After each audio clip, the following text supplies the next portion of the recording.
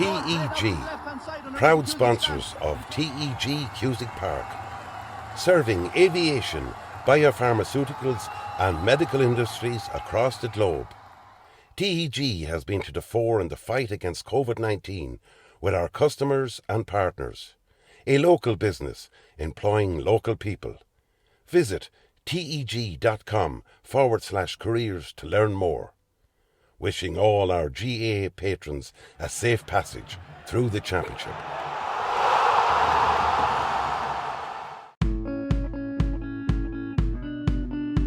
Clark's Bar, wishing all teams the very best today.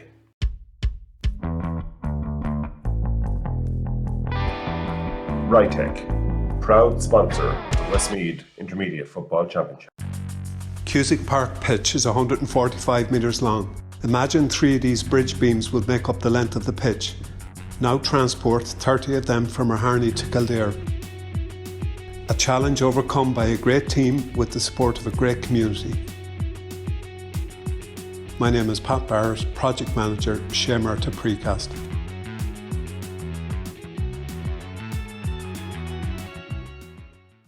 Hey, mama on the TV wrong.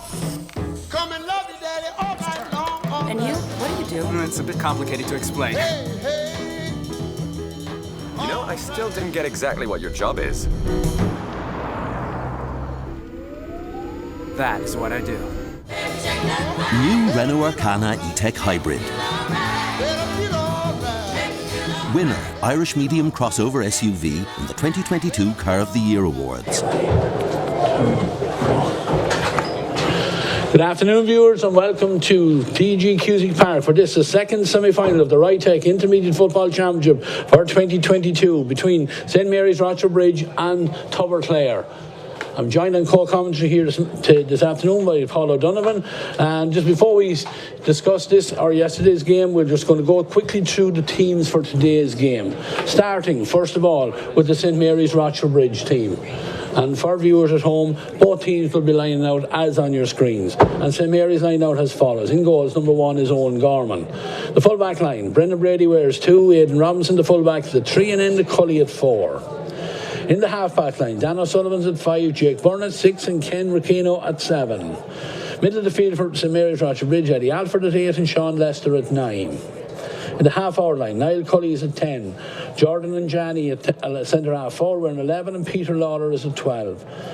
And the inside line for St Mary's Rochfortbridge today, Paul Carey wears 13, Ned Cully is the full forward at 14, and Ian Keelan completes the line-up wearing number 15. And Tubberclair line out as follows. In goals, number 1, Kevin Fagan. Full back line, Stephen McGonigal at 2, Jason McHugh is the full back at 3, and Aaron Brady at 4. James Madden is at 5, Cathal Ty at 6, and Oisin Donoghue at 7. Middle of the field, where number 8 is Owen McCabe, and he's partnered by Sean Claffey, wearing 9. In the half-hour line, Fred Kelleher is at 10, Matthew Whittaker at 11, and Tom Kelleher at 12. And the inside line today for Tubberclair, where number 13 is Robbie Curley, the full forward is Paul Garvey, and completing the Tubberclair line out today is Rory Delaney.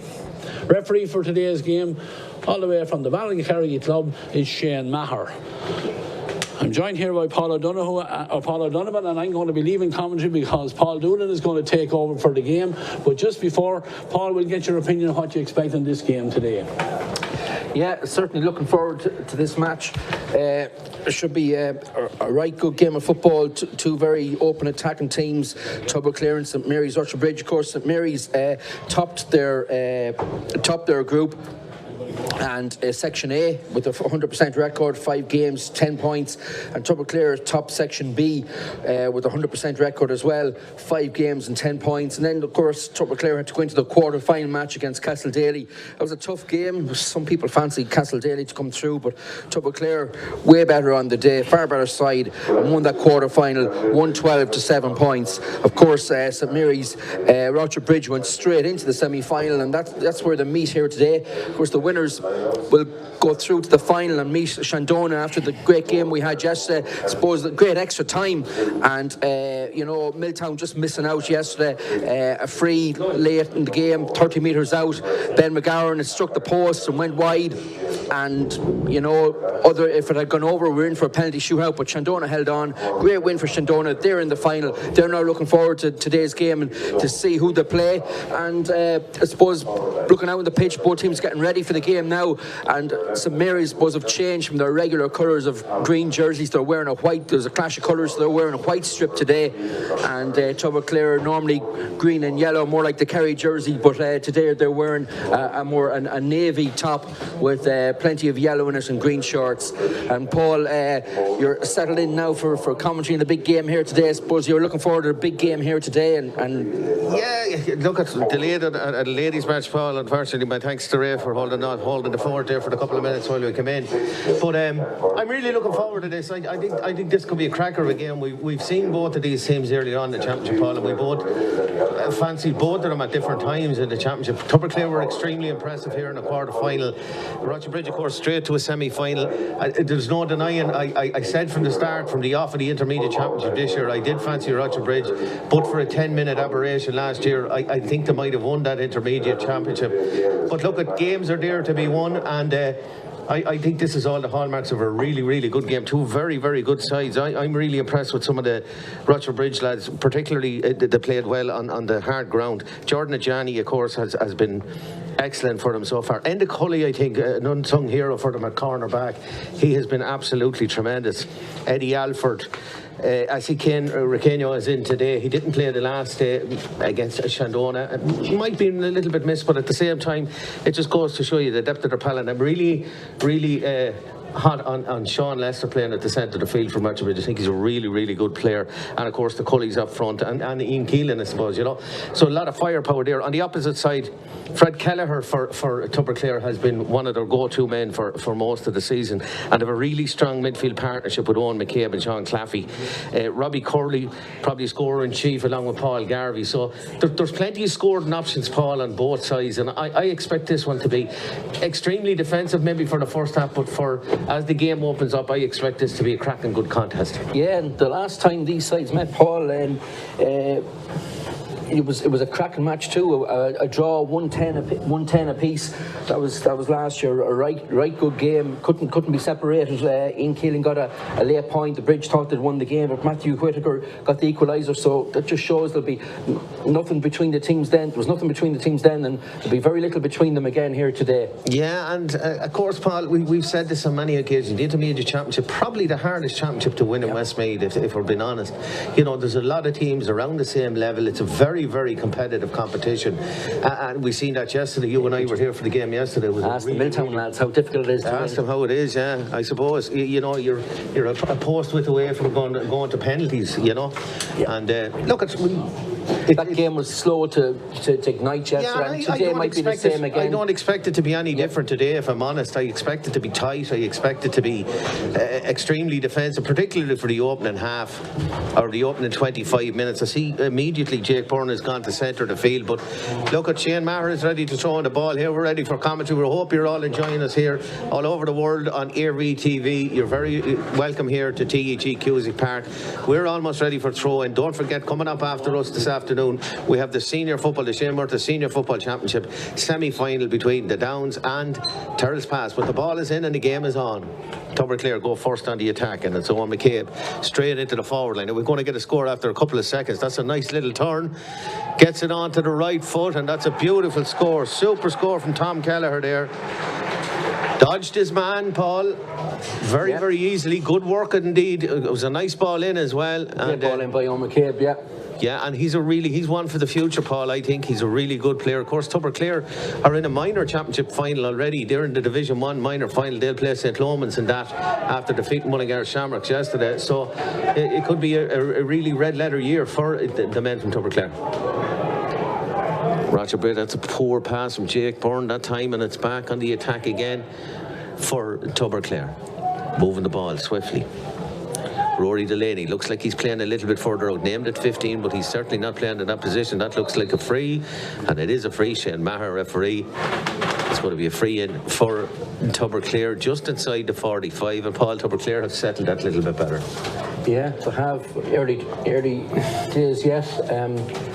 That Martin McCabe, of course, Tubberclair manager, he's been in charge for a couple of years now, looking to go the extra mile this year. Former manager, of course, of Gary Castle. That very, very successful Gary Castle side was led brilliantly by Martin McCabe, and you know, he's had oodles of experience. He's been involved in the game a long time, particularly in Westmeath, and he'll try to bring all that experience to fore. I see Gary Connaughton on the sideline. By Gary down there, great experience on the sideline there. High ball in from McCabe. It looks like it's drifting. It doesn't go out over the end line though. Oh, and that's two Rochfortbridge lads ran bang smack into each other.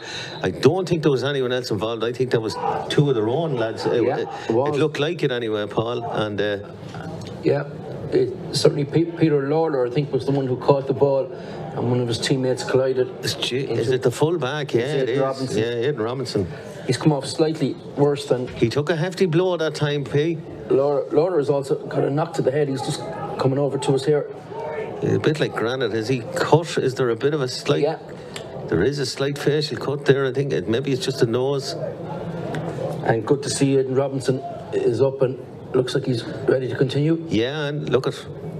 There's a temporary substitution in there already. He's going to enter Peter Lawler. Very temporary. I think Lawler's ready to come back on. I'd say Peter Lawler will probably join the fray without even the number 19 coming off. Adam Kavanagh's gone in, but I'd say Adam Kavanagh won't be there a wet minute, and it'll be back on. Lawler's chomping at the bit to get back out there.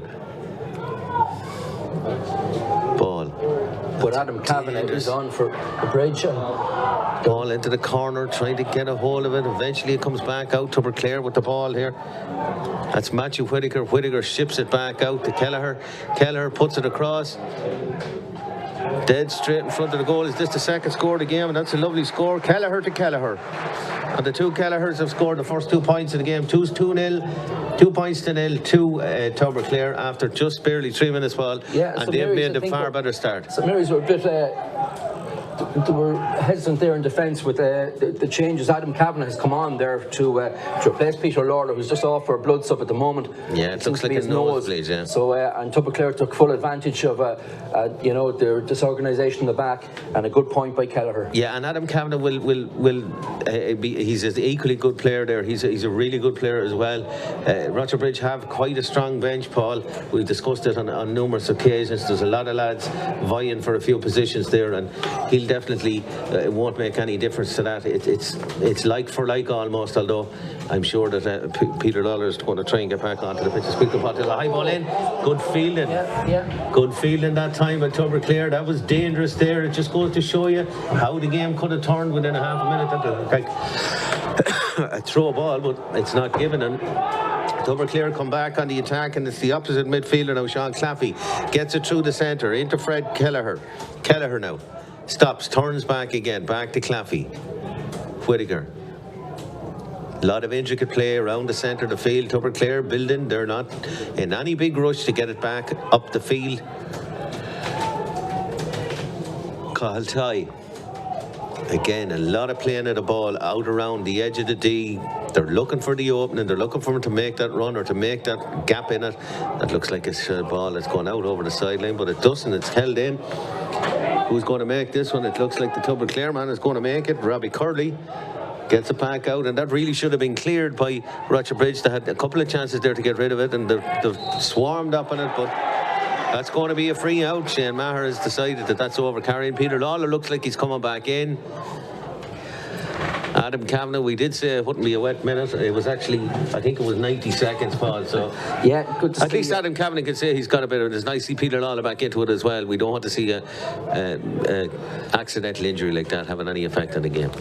Just going back to the first attack there from Rochfortbridge, it was a good ball in by Paul Carey, and both Ned Cully and Sean Lester actually got in each other's way in the square. There could easily have been a goal there for the Bridge. Jordan Ajani now pops it out over to the far side, right into the centre. Eddie Alford still in retention of the ball, gives it outside to Keelan. Keelan now, he has a bit of space as he struck it well. That's a beautiful score from Ian Keelan. And Paul, we have a little running gag here with a certain reporter here about Ian Keelan, but that's a really, really good score, and he's been one of the standout players for St Mary's over the year. Yeah, he's worth 3 or 4 points every game, Ian Keelan, when he's on form. But earlier on, I saw him popping up in the half back line, playing in a defensive role, but he's a quality finisher, is Keelan. Tubberclair back on the attack. 2 points to 1 here, folks, 6 minutes into the game. Good, exciting, a little bit more open than maybe we had predicted. We thought it might be a little bit defensive, but having said that, it's been a little bit more open than that. It's been good attacking football. Both teams going for the jugular. Possibly Tubberclair having the better the exchanges so far, but it's back in the hand now. Garvey coming through, gets past one, ships it on. That's a great ball into Whittaker, but what a dispossession. Absolutely wonderful dispossession. It looks like he was just ready to pull the trigger, Paul, and I think that's Brendan Brady. Yeah, it is Brendan Brady looked like he was fouled after the ball. There. And there's a turnaround, but that one has gone wide. I thought Brendan Brady was fouled that time coming out. He made a superb interception. He did indeed, Paul. It was odds on. It looked like that Paul Garvey had set up Matthew Whittaker for a certain goal opportunity, but Brady came in and made the brilliant interception, yeah. And just when he cleared the ball, then he seemed to be tackled late, but Shane Maher said play on. And he's been one of the stars for Rochfortbridge this season, Paul. We've been very sweet on him in most of the games. He's an attacking cornerback as well, but Ken Requeno on the run here. He's easily dispossessed, and that just took it into the challenge, Paul, and wasn't able for the challenge then thereafter. So Tubberclair are they're a very big physical team. They are extremely imposing, it has to be said. And they just turned possession over there quite legally, and it's a problem a lot of teams have come up against Tubberclair have had to face is their physicality. You know, they have such big men there, the likes the Kelleher's, the Delaney, and fine footballers too. Is a very big man. Yeah. Interesting to note, best dressed player today definitely has to go to Kevin Fagan in the Tubberclair goals. He's rather fashionable. He could nearly be the you certainly see the orange with Littlewoods now at this stage. A lovely extended trousers on him and a nice pair of luminous orange gloves. So we won't miss him for the afternoon tea. No, and we mentioned Mark McCabe over at Tubberclair and Alan Gavin over St Mary's Rochfortbridge. Again, a couple of years in charge, and at this stage he's good experience along the line with him too. And Peter Tormey there giving him a hand out. And of course, Peter's going to be playing here in a junior final against local rivals Multi here in a couple of weeks' time, Paul. So that's one to look forward to. Absolutely, I won't miss that one. Ball through Whittaker now. Matthew Whittaker off the right foot. Has he clipped it? He has, but I'm afraid he's clipped it wide. That's a second wide for Tubberclair, Paul, of the very soft variety as well. That was a really good chance for Whittaker. Hard to know what way the breeze looks like. It's blowing almost over to the scoreboard more than anything else. That ball was inside. Well spotted by the referee, Shane Maher there. It's going to be free in. The Tubberclair players were first to spot it and called it, and correctly so. It's going to be a throw in here on the 21-metre line. Yeah. Another chance for Tubberclair to get possession in a very good position. Ball up, Jake Byrne goes for it. Jake Byrne doesn't get it. Doesn't get it the first time anyway. Look who has it. Brendan Brady again. He seems to be, I'm beginning to wonder, is there more than one Brendan Brady out there, Paul? He's at the hub of Everton so far in the opening 9 minutes here. That's a foul. A foul by Tom Kelleher. Free in. Shane Maher brings it up. Tom Kelleher wouldn't step away. Ball into the corner now. Niall Cully. He's bottled up well. But eventually he gets it back out. Back to the centre. Eddie Alford still in retention. Out to Cully again. Back to Jake Byrne. And if Tubberclair were doing it earlier on, it's now Rochfortbridge chance to do it. Ken Requeno. Jordan Ajani, nice ball into the corner. It's Peter Lawler, the man that had the nose problem earlier on, but that's Jordan Ajani back now. Works it back to Ken. Out to Jake Byrne. Jake now not noted as a shooter, but he eventually gets it out, and it's out to Niall Cully. They're looking to penetrate, but that's a really tough looking Tubberclair. They've set up along the deep hall. It's a normal defence. Yep. Just one of these normal blanket defence. High ball goes in. It looks like it's going to bounce. He's given it as a free out. I think that was 6 of one, half a dozen of the other people. Yeah. I don't know about that, but it was the ball went over the bar. But Niall Cully's ball. If it was Niall Cully, be disappointed. The point wasn't allowed. Good defensive unit by Tubberclair, as you say, and eventually the ball came to. Who was it? Yeah, it was 13. Yeah, and it hopped over the bar. Not given though, Pete. Not given. Not on the scoreboard. 11 minutes gone here. 2 points to Tubberclair. 1 point to St Mary's Rochfortbridge. Mary's unlucky there. Yeah, I think a little bit unlucky there. It could have easily been a penalty. I think they were actually looking for a penalty, but that's nicely turned over. And Eddie Alford gets the ball out. Ball along the sideline. Keelan has it now. Keelan takes off at pace. There's nobody coming to meet him, so he says, I'll carry on my own. So, boys, we don't want to come with me. Still retains possession, and it's well done. He's after slipping twice and still retained possession of it. Back to Eddie Alford. Alford now going down a bit of a cul-de-sac, gives it to Cully. Back out again. Probing. It's all back across the field. Back to Jake Byrne on the far side. Jake Byrne finds Lister. Sean Lister now. Takes a pot shot from a long way out. And that's a beautiful score from Sean Lister. Yeah, lovely point there. And Paul, we've had 4 scores in this game, 4 really decent scores. Let's be honest about that. It's been nip and tuck, but it's been good football. It's been quality stuff. I know that there's a lot of ball retention and trying not to give away the ball too easily, but at the same time, we're being treated to some good football. Yeah, the minute the ball left Sean Lester's boot, you just knew it wasn't going anywhere else. You're absolutely right. Point. Tubberclair now, trying to build from the back once more. Tom Kelleher takes past one, goes past. He threw the ball, or to Shane Maher, that's a throw ball. It's going to be a free in for St Mary's Rochfortbridge. Niall Cully gives it in to Jake Byrne and takes the return. A lot of movement in front of him, but it's a lot lateral movement.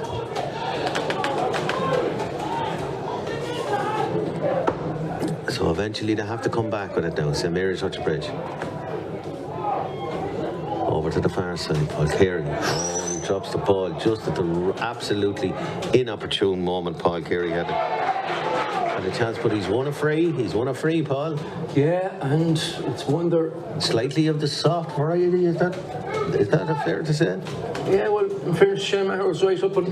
He's right up at the plate. Yeah, he's closer to it than we've often said that, ladies and gentlemen. Don't take what we say, take it with a pinch of salt, because the referee is far closer to the action than we are, and indeed are as umpires.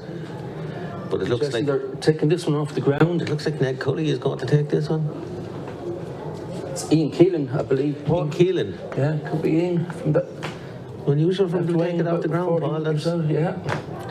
It's a fair strike, mind you, but it looks like it's drifting over the end line and it's gone wide. First wide of the game for St Mary's Rochfortbridge. One apiece, actually. So we're levels, you devils, even you demons in all departments here. We're nearly 14 minutes into the game, 2 points apiece.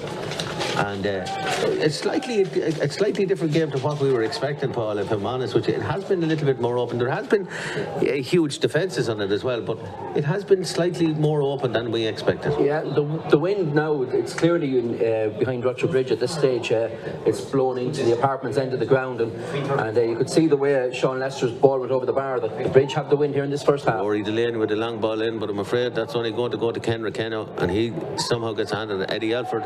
Looks like he's fouled, not alone once, he's fouled twice.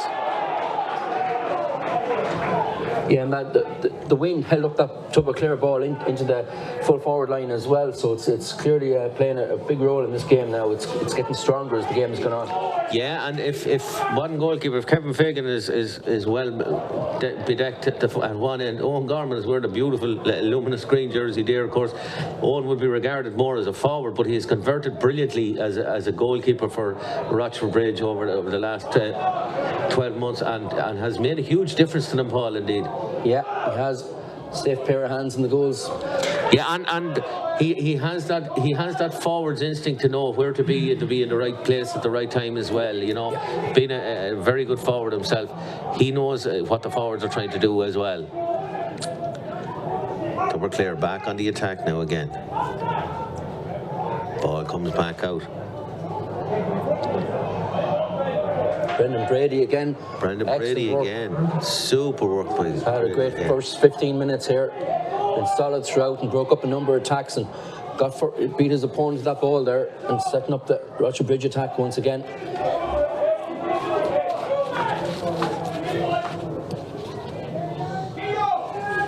Ball over to to the far side of the field, all on his own, absolutely acres of space in Keelan.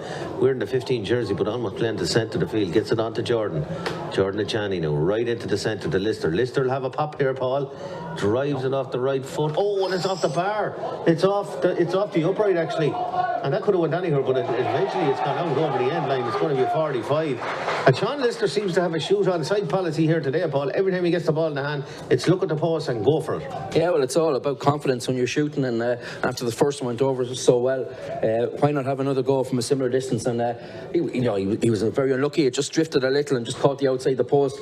But going forward, then I think it was Paul Carey did very well to force the 45 here for Rochfortbridge. Again, it's Ian Keelan going to take this. Yeah, we'd expect him to certainly have the distance when it has the direction. He obviously had a chance to find the range with his last free from the left side. This is from the right now. It wasn't too far away. Similar distance. Again, he's got to allow for the wind here.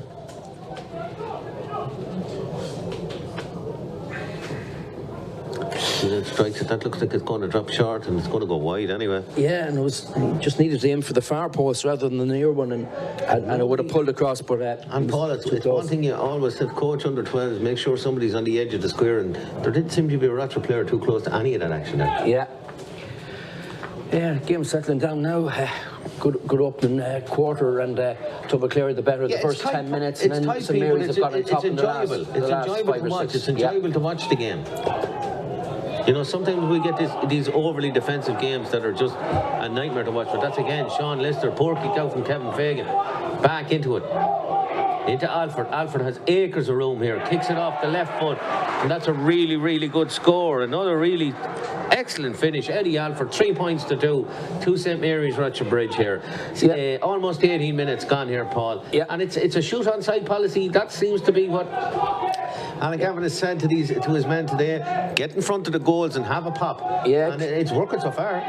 Tubberclair goalkeeper Kevin Fagan, and I'm sure his manager Martin McCabe will be very disappointed with that last kick out. I'm sure his selector Gary Condon will have a little bit to say about that as well. He went straight to Sean Lester, and he played a good ball into Keelan, and Keelan found Alfred and took his point very well. But as you stated, Paul, that breeze seems to be getting a little bit stronger, and Rochfortbridge are playing with it in the first half, so you know, we have to take that into consideration for kickouts here, particularly from Whittaker now. Nicely done. Just shifted his body to get out of the way of the incoming tackle, and Whittaker is still going.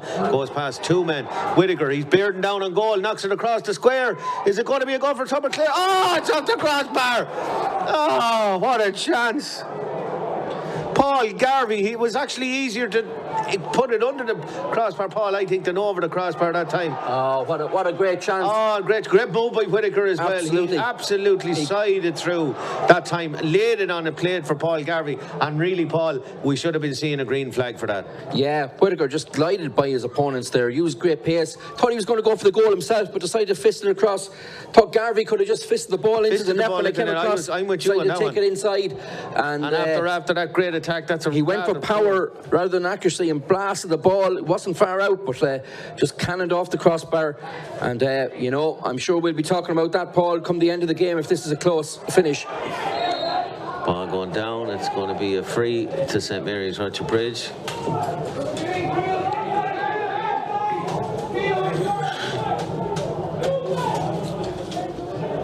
Out it comes this time. Dan O'Sullivan, name of a very famous boxer.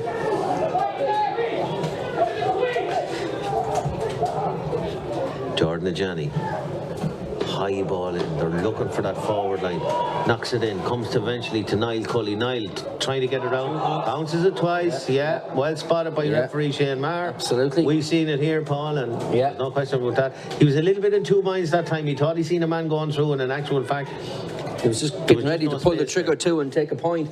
I'm sure he would have got it, but you know. Stephen McMonigal, a fabulous long ball down the centre. Out it comes straight away. Sean Claffey gets it into the centre to Kelleher. Kelleher looking into the corner. He's trying to pick out Robbie Curley. Curley gets there, puts the head down. Looks like he's charging with it, but Shane Maher says go ahead. Ball is worked back out.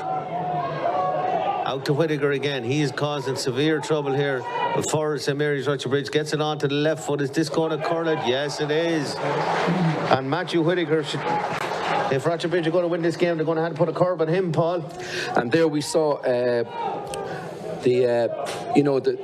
Robbie Curley. We spoke about the physicality of the Tubberclair players, and Curley was very strong in the corner forward position. They were able to hold off his man and laid the ball back, and this time Whittaker decided to take his own point, and he rightly put it over the bar. Great point for Tubberclair. Ball into the corner. Niall Cully calls for the mark this time. Clever move. Nice move by Rochfortbridge. It was just 3 passes, get it into the forward line. Niall Cully now with a chance to knock it over the bar. Wind advantage, wind on his back. It's a little bit blustery, Paul, as well. I'm not so sure that it's blowing straight down the field, but Niall Cully has knocked it over the bar. That's a really good score as well.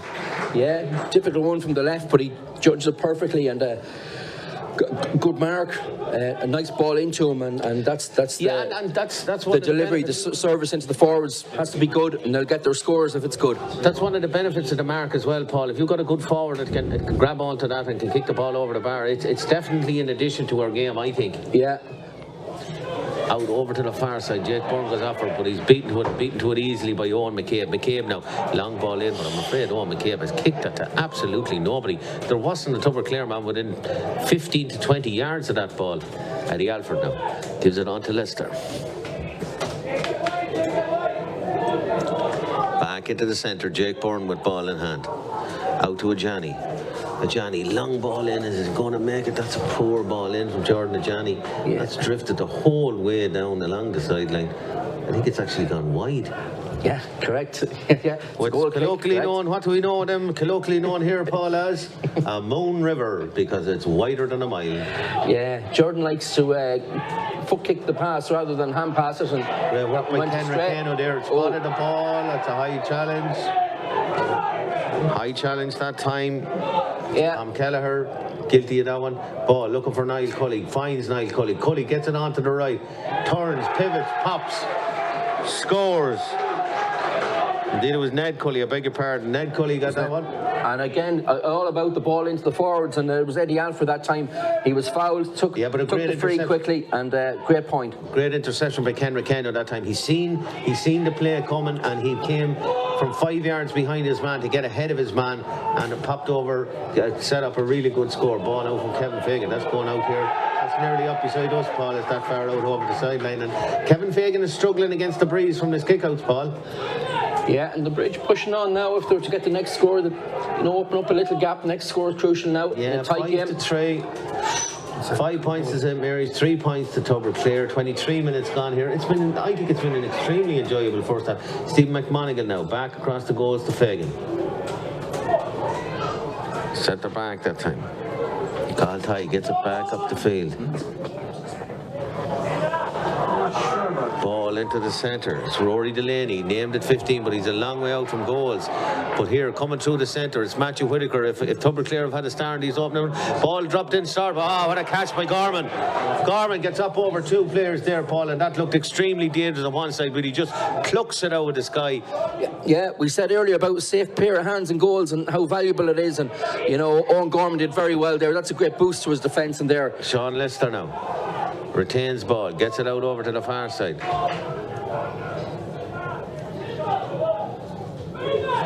Carey gets it over to Jordan Ajani. Jordan, is he going to a solo on this time? No, he's looking for Niall Cully.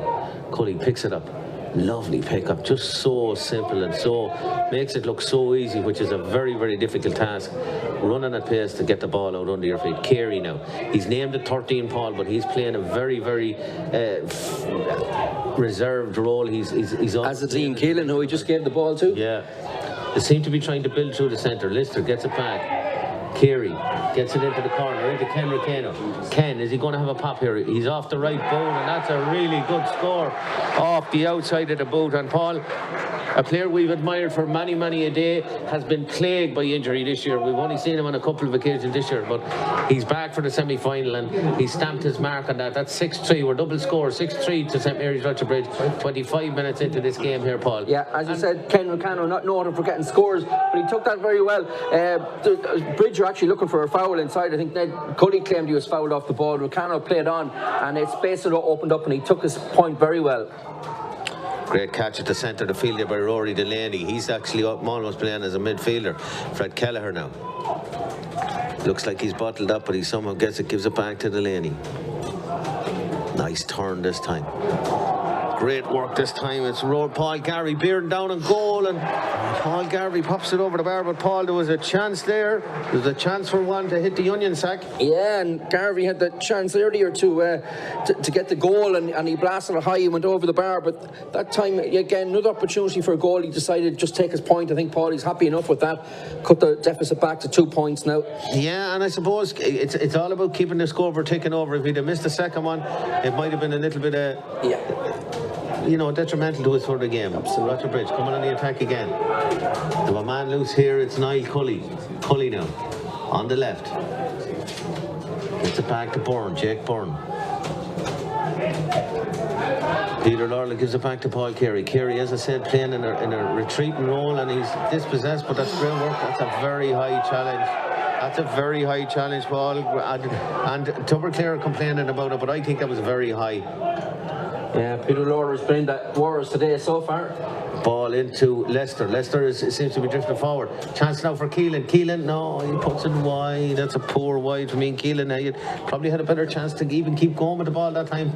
Yeah. But it looks like Leicester is drifting from the centre of the field. Every so often he's putting them back in at full forward, and he's causing major problems for that Tubberclair defence. Yeah, so Maroons have a much more laboured build-up in that they're playing the ball across the half-forward line over and back. They're patient and they're working and building it up, finding space in the corners. Whereas Tubberclair are going far more direct, particularly through the likes of Matthew Whitaker there, breaking through the centre, and Owen McCabe. So they prefer to solo through, going more direct. Two different styles. Ty gives it out this side of the field. Oisin Donoghue. Back to Ty. A wall of white in front of him from St Mary's Rochfortbridge. But Tubberclair are happy just to retain possession, no matter where it is, in around the centre. They're just holding on to the ball as best they can, because they know if get it in for the second half. Hopefully, they're hoping to get that wind advantage to go along with them. Whitaker again, another strong run, and as I speak, he's just lost the ball. And it actually looks like it's gone over the end line, is it? Yeah, the umpire's walking out. That would suggest it's a 45. 45, yeah. Yeah, it could be. That could be it, Paul. Again, as I said earlier, Matthew Whitaker, another strong solo run through the centre. And, Tubberclair tried to take a quick 45. But one of the bridge players just stopped them, so that's going to be taken again. Yeah, it certainly wasn't going to be taken quickly. No, that's for sure. And this time, I think they're going to have a pop at the Rory Delaney, is it? Yeah, I think it's Rory Delaney going to take it. He definitely, another guy definitely has the distance, Paul. Yeah, it's not actually. It's Robbie Curley. Strong wind. It's Curley. Yeah. Tubberclair have actually a plethora of free takers. The two Kellers are really good there. That's a high ball. It's hanging. It's not going to make it to the goal. Oh, what a catch. Sean Lister, I think, again. Yeah. And for a big man, Paul, he can get up off the ground, and he's 2 great feet. If Des Dolan, the new Westmeath manager, is looking for somebody to add to a panel, I think he could do an awful lot worse than Sean Lester. He's been extremely impressive in a lot of games that we've seen so far, not alone this year, but even last year and even COVID years. He's been very, very impressive for Rochfortbridge. Yeah, good to see Desi here today at the matches, looking at players who could make his new panel. Ken Daly has put up the border for an additional 3 minutes to this first half, and Niall Cully now heading towards goals. He's going to have to cut back eventually. Ships it onto the left foot. Oh, that's a beautiful score. Beautiful score, Niall Cully. He missed a handier chance earlier on, but that's his second score of the game, a mark on the score, and it's 7 points to 4. We're into added time at the end of the first half, Paul, and yeah, that's what I said there about Rochfortbridge finding space in the corners and in the pockets, and players like Cully and Carey and that, and they've been popping up, and that was a lovely point by Cully. Didn't think he had enough on it to get over, but it didn't either, actually, if I'm honest, but maybe that shows the strength of the wind. Ball down through the centre. Kelleher has it. Ships it on to Rory Delaney. Rory gets it into the forward line, but that's meat and drink to the full-back. Out again to this side. It's Peter Lawler. He has been in the wars, as you said, Paul, but eventually he gets the ball back. Nice composed player by Rochfortbridge. Haven't panicked at all. Tubberclair, of course, they'll be nearly happy with this. Martin McCabe, I'd say, won't be too disappointed. It'll be just 3 points behind going into half-time. Keelan now. Can he get it up onto the foot? He can't the first time, but he gets it down to Ned Cully now. Ned takes 2 turns, 3 turns. Back to Keelan. Keelan, nice shift to the feet there. Saul sees that Cully has gone in forward. Is Cully going to make it? He is. He's along the end line. Does he fist it over the bar? That's a really good score. That was tight, Paul. It was. I thought there was a goal on there for a moment. I thought Cully was if he'd shipped it on to Niall Cully that time, Niall Cully was standing on his own. He had his square. But I think a point is a good return for that one. 8 points to 4. Double scores again. 31 minutes played here. We're into the last minute of additional time here at the end of the first half. And it's been a really, really good, enjoyable. I've thoroughly enjoyed this first half, Paul. It's been really good football from both sides. Yeah, absolutely. Great work there by Ian Keelan in the build-up to that score. He weaved his way in and out and laid off the pass. So Bridge finishing strong here now in this half, Paul. 4 points. They'll certainly need the 4 points with that win behind them. It's Sean Lester again, Paul. He's been the really go-to man. He's been stand out there for Rochfortbridge, not alone from the kickouts, but up forward, and he's really shown up today. That's a late challenge on Keelan, but it's not punished. Yeah. Keelan's still down. Keelan's pass went astray there, and Tubberclair in the attack now. We'll play on. That's it. Get up. Tubberclair now. Can they get one back before half-time? Slow and ponderous, but they won't mind that. Playing against his own. Rory Delaney with ball in hand now. Nobody comes to meet him, so Rory says, I'll keep going, lads. You don't want to come to meet me. Eventually gets it in. Nice run, but again, is it gone astray? It's not. That's well done, well picked up. Yeah. Well picked up by Fred Kelleher that time, and he wasn't a favourite to win that one, Paul, but he's got it into his hand, and it's going to be a free in for Tubberclair just outside the edge of the D. Yeah, probably coming up to the last action of the half here now. And Tubberclair, you know, as you say, Kelleher fouled an important score, I suppose, yeah, for Tubberclair as well. Oisin Owen McCabe kicking this from his hands, and they'll be pleased to get this now. That's a lovely right over the black spot, Paul. Beautiful score from Owen McCabe, and that's the final action of the first half. What has been an enjoyable 30 minutes here, or 33 minutes actually in this half. It's 8 points to 5 to St Mary's Rochfortbridge, but I think there's a lot of football yet to be played in this one. Yeah, absolutely. Tubberclair started the brighter and got a couple of points on the board, and took the Bridge a while to settle into it, but after the Bridge had settled down and gone 3 points to 2 up, I suppose that the big chance was for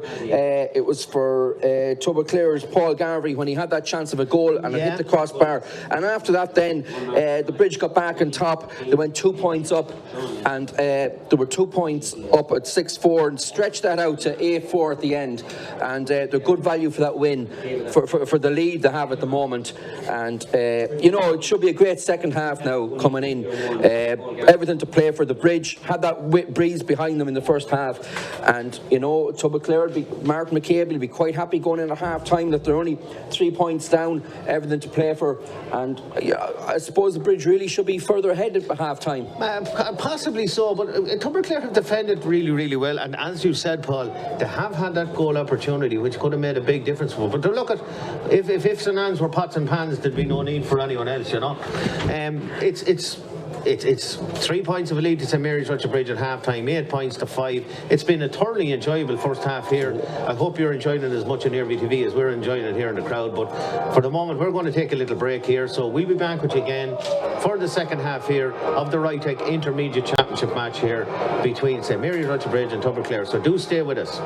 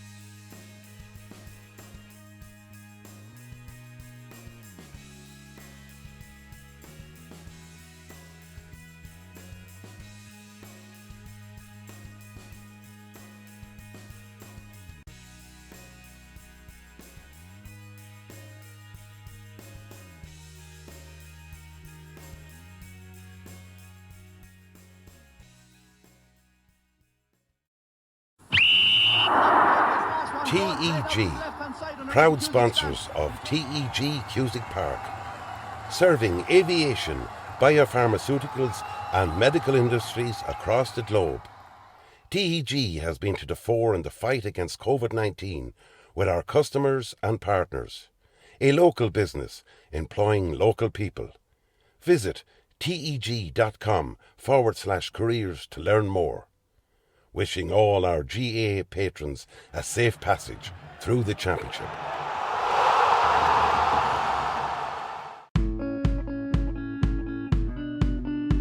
Tyrrellspass, wishing all teams the very best today.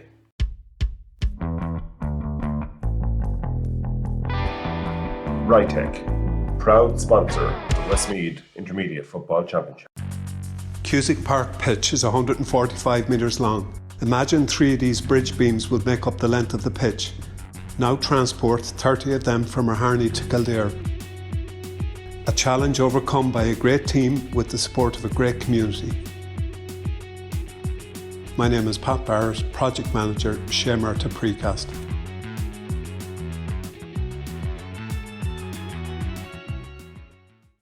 Hey, mama, don't treat me wrong. Come and love you, daddy, all night long. And you? What do you do? It's a bit complicated to explain. Hey, hey. You know, I still didn't get exactly what your job is. That is what I do. New Renault Arcana E-Tech Hybrid. Winner, Irish Medium Crossover SUV in the 2022 Car of the Year Awards.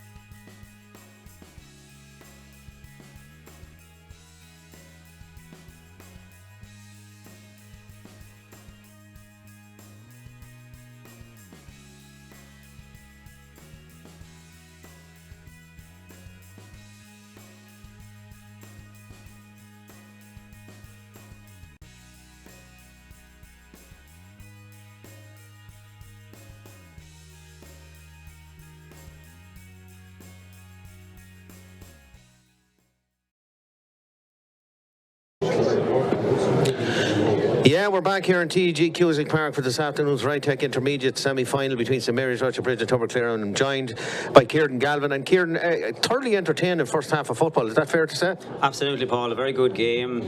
The sides are well matched. Tubberclair made a good start. Possibly should have got a couple of more scores than they did, but Rochfortbridge got on top then, obviously backed with the wind, and they were the better team in the second quarter. But Tubberclair will need a good start to the second half, I feel. Otherwise, the game could drift away, even though they'll have the wind in their favour. Yeah, but they wouldn't be panicking. Martin McCabe certainly wouldn't be panicking. 3 points against that breeze, it's not insurmountable, and we've seen yesterday with St Loman's, 13 points in the second half. So, and we know Tubberclair are capable of that as they come back out onto the pitch. But it's going to be interesting. It's going to be a good, lively finish to this game, I think. Absolutely, Paul. I mean, the goal chance Tubberclair have been quite good at opening up the Rochfortbridge defence. Matthew Whittaker, great pace, set it all up for Paul Garvey, crashed off the crossbar. If that went in, we'd have a different scoreline. We might be looking at it in a different way. So Tubberclair, if they get a chance like that again, will probably need to nail it. Yeah, and just Paul, I don't know, mentioned it earlier on. Maybe it'd be better off to try and shoot it low into the corner of the net. But look at when you get in front of goal like that, all you see is the onion bag, and you want to stick it into the back of the net. It probably has been their best chance, so to speak. They've been limited other than that, apart from that. But that was a really good chance created by Whittaker, and Whittaker is causing serious problems here for the Rochfortbridge defence. Yeah, and I see Rochfortbridge have moved Enda Cully onto him to try and curb his threat.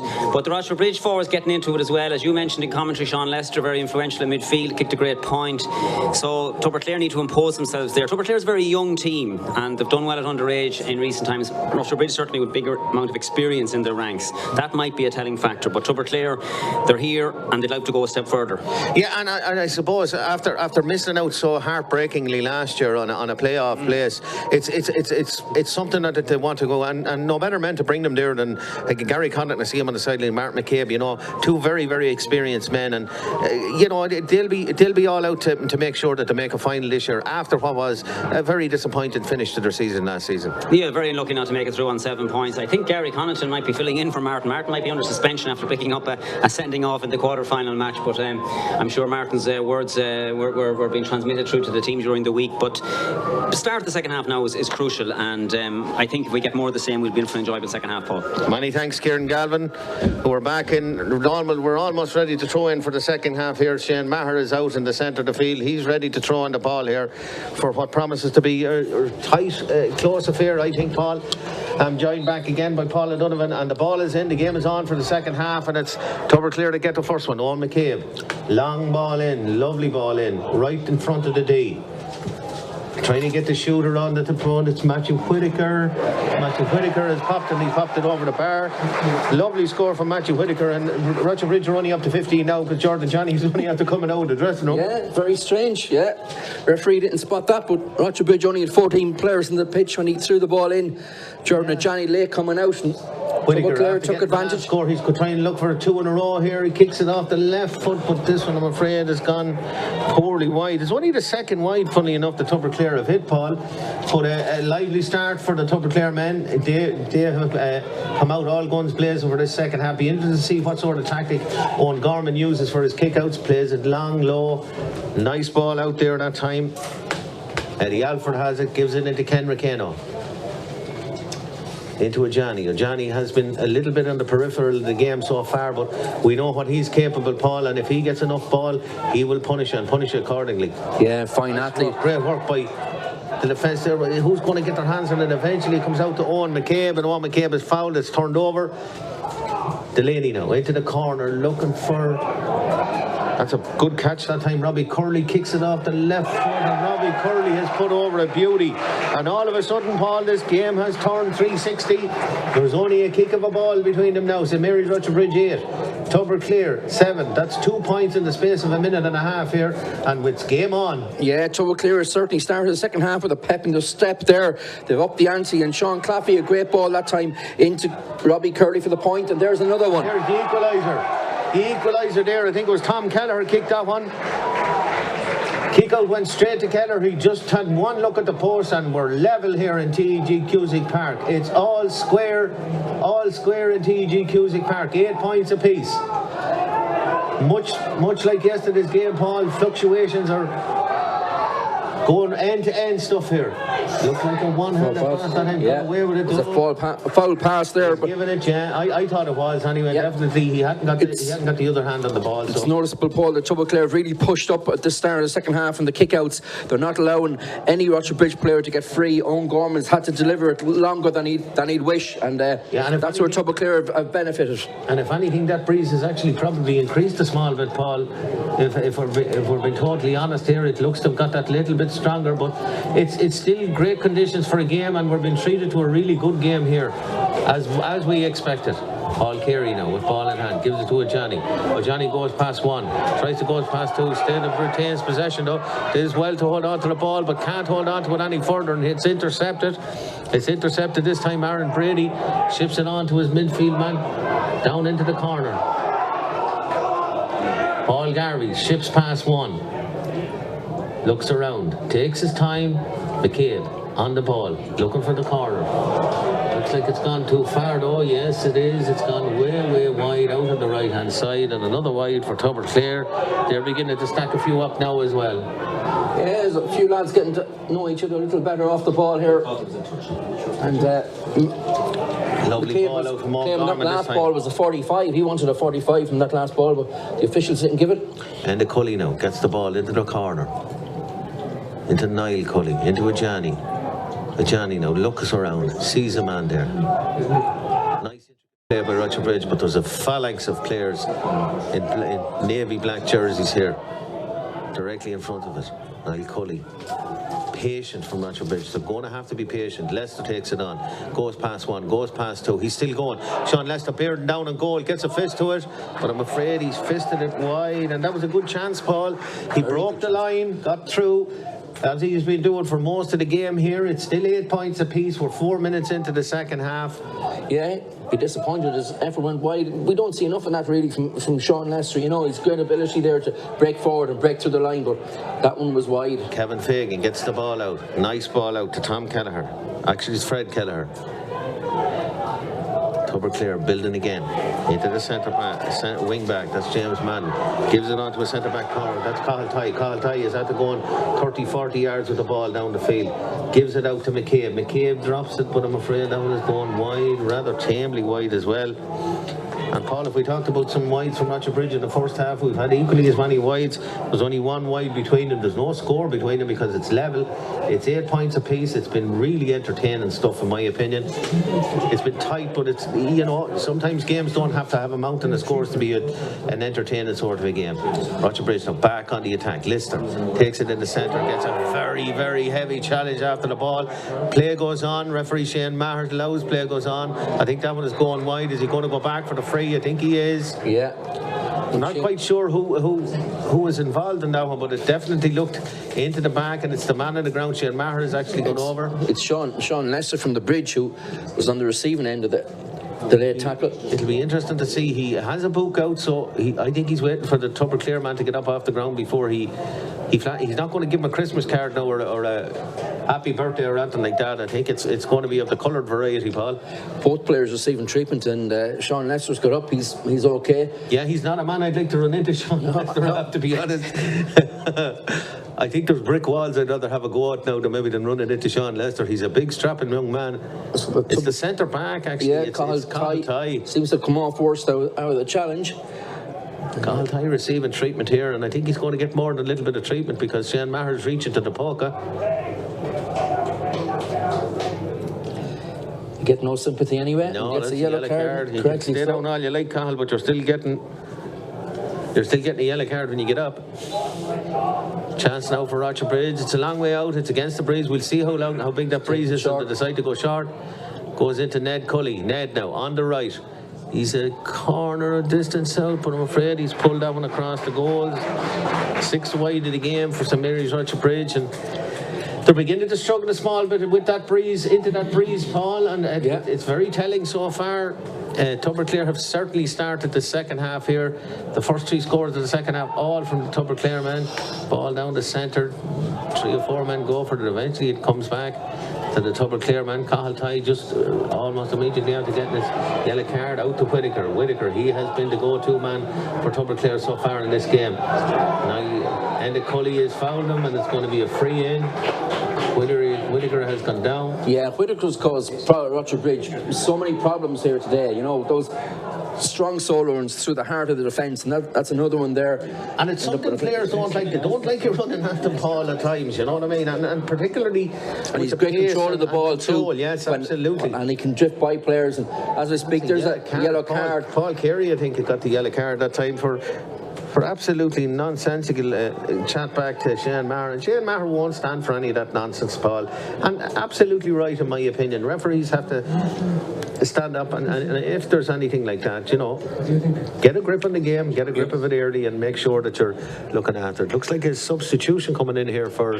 Whittaker's got up off the ground, and after a bit of treatment, and the free's been given where the ball landed, so it's a little easier. And it's Owen McCabe that pops that one over the bar, and Tubberclair now have the lead, Paul. Yeah. Having trailed at half time by 3 points. Just 8 minutes into the second half, they're in the lead. Free for Owen McCabe. Substitution coming in now for St Mary's Rochfortbridge. It's Jerry Byrne. Jerry Byrne is replacing Paul Carey. Near the introduction. Yeah, a little bit of blackguarding there going on off the ball, Paul. We don't like to see that. The player's gone off, the player's gone off.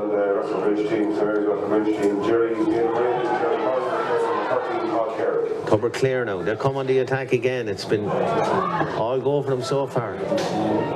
Fred Kelleher now. He's dead straight in front of the goal, and Fred Kelleher has popped it up and over the bar, and all of a sudden, Paul, this game has gone completely 360. It's 10 points to Tubberclair, it's 8 to St Mary's, and Tubberclair are good value for that lead. They've after scored in the last 4 scores here, or 5 scores in TEG Cusick Park, Paul. Rochfortbridge yet to make a dent on that scoreboard from half time. Kelleher now, big man at the centre of the field, into the corner. Nicely worked this time. It's Curry coming through. He has a chance of a goal. Pops it across the square. Is there a goal chance here? He's on the ground. Back out it comes, but it's good. Still going to go over the bar. Paul Garvey, for a second there, I thought Robbie Curry had a chance of a goal, Paul, but Garvey just keeps that scoreboard taking over. That's 6 in a row now for Tubberclair, and they go into a 3-point lead here. And St Mary's Rochfortbridge are to face another exit from the championship. Haven't dominated so far this year. It was Fred Kelleher there who set up Robbie Curry. He thought Curry was going to go for the goal himself. Perhaps he should have fisted across the square, and it was Tom Kelleher then who slipped, but he still managed to get the ball out to Garvey, and Garvey got the point, and Tubberclair is certainly on top here. Again, that previous score, again, Matthew Whittaker is having a great game, is behind it, and he's been instrumental in the Tubberclair revival here in this second half. Rochfortbridge now need a score, and need it badly, and need it quickly as well, in my opinion. Advantage being paid. Jerry Byrne has the ball, gives it back to Ajani. As I said, he's been a bit of a peripheral figure so far, but Jordan Ajani goes through, and that's up the soft variety again, shall we say. A little bit of lazy defending. May have slipped, but a little bit of lazy defending. He got the free anyway. Yeah, and it's Ned Cully now is going to have a chance to pop it over the bar again. He's that awkward distance out, Paul. It's between the 45 and the 21. It'll be interesting to see how close he goes with this. But if you're serious about, you know, an intermediate title and winning intermediate titles, you've got to have a free taker who's going to be popping these over the bar, really. Against the breeze. He definitely has the distance. Has he got the direction? I'm afraid he doesn't, Paul. Yeah, that was tight. It was close. I mean, we had to wait for the umpire there to signal. We weren't sure whether that was over or not. A couple of chances spurned already by St Mary's Rochfortbridge. They're struggling. And they needed that point to settle them down here in the second half. Get back amongst the scores. Ball through the centre. Who's going to get it? It's McGonigal. Aaron Brady actually got that one. Look at the man. Fred Kelleher is on his own here. He's in oodles of space. Fred Kelleher is going to have a go here. It's off the side of the boot. What a score from Fred Kelleher. And Tubberclair have totally upped the ante in this second half, Paul. 3 points for Fred Kelleher. Really, really super score. Yeah. Superb strike of the ball by Kelleher. He just stood back and just... lovely right-footed, straight over the bar. At his ease. There was no forcing in that one at all. And it just goes to show you maybe that strength of that win. Ned Cully now. Rochfortbridge badly in need of a score here, and badly in need of a score quickly. Ned Cully still going with the ball. He's taken on Stephen McMonigal. McMonigal fouls him though. Again, maybe with a little softish variety, but it doesn't make any difference, Paul. It's what Shane Maher sees. And he saw a tug in the back of the jersey. Tug in the back of the jersey, that's Cully, and that's why he's given it. But see a substitute coming in now. There's one from either side, actually, I think. It's the number 19 for St Mary's Rochfortbridge. He's already been on the field, Adam Kavanagh. And 18, it looks like 18 for Tubberclair. That's Oisin O'Mara. He has been an impact substitution for them so far this season. Again, Niall Cully has put. Yeah, that's a very disappointing wide. And that's 3 in a row, Paul. 3 bad wides in a row. 3 very scoreable frees. They're struggling here now. Adam Kavanagh is into the fray. He's going to replace the cornerback, Brendan Brady. Sad to see Brendan Brady go. I'm not so sure about that one, Paul. Yeah, he had a great start to the game. Not sure why, but obviously Tubberclair are getting in top in that forward department, and Tubberclair are bringing on Oisin O'Mara as well. He's coming in for a corner forward, Rory Delaney. That's Delaney's always been one of their key players in matches, but probably shows their strength and depth, and they're able to bring him on. Ball out to the centre, and if Kevin Fagan wasn't finding his player in the first half, he's certainly finding him in the second half. Another Rochfortbridge sub, Ian Keelan's off there as well.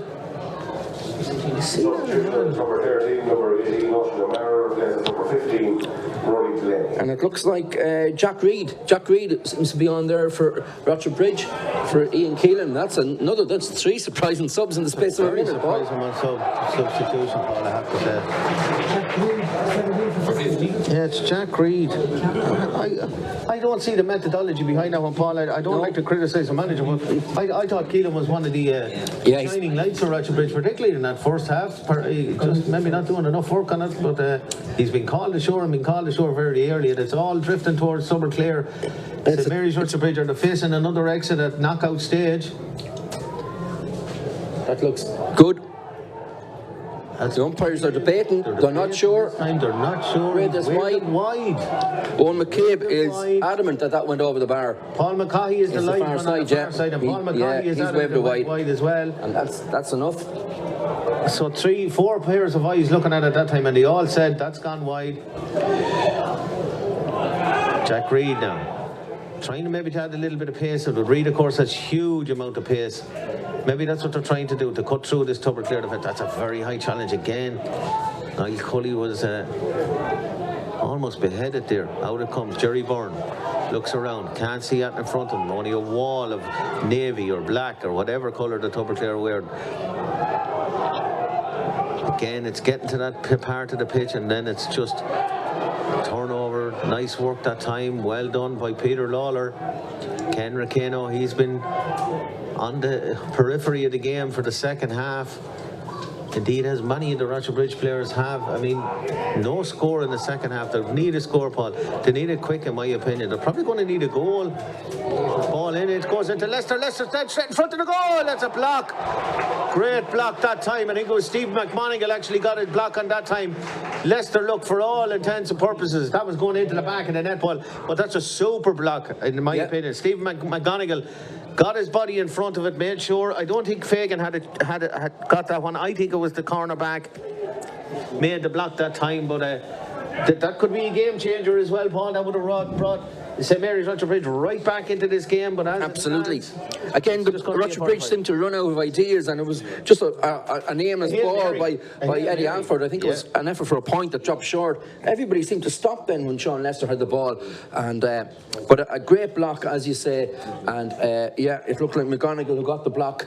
And again, we'll be talking about that at the end of the game, because a goal there would have brought Rochfortbridge right back into the game. Jack Reid now with the 45, strikes it high.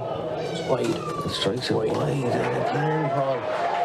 9 wides, that's the telling statistic. Yeah, they found it just as hard to score in this second half. And we did say that 3 points mightn't be that the favourite, or the manager going in at half time that might have been a little happier would have been Martin McCabe, because they've completely turned around this second half. They've scored the 7 points, only 7 points scored in the second half, and they've all come from Tubberclair.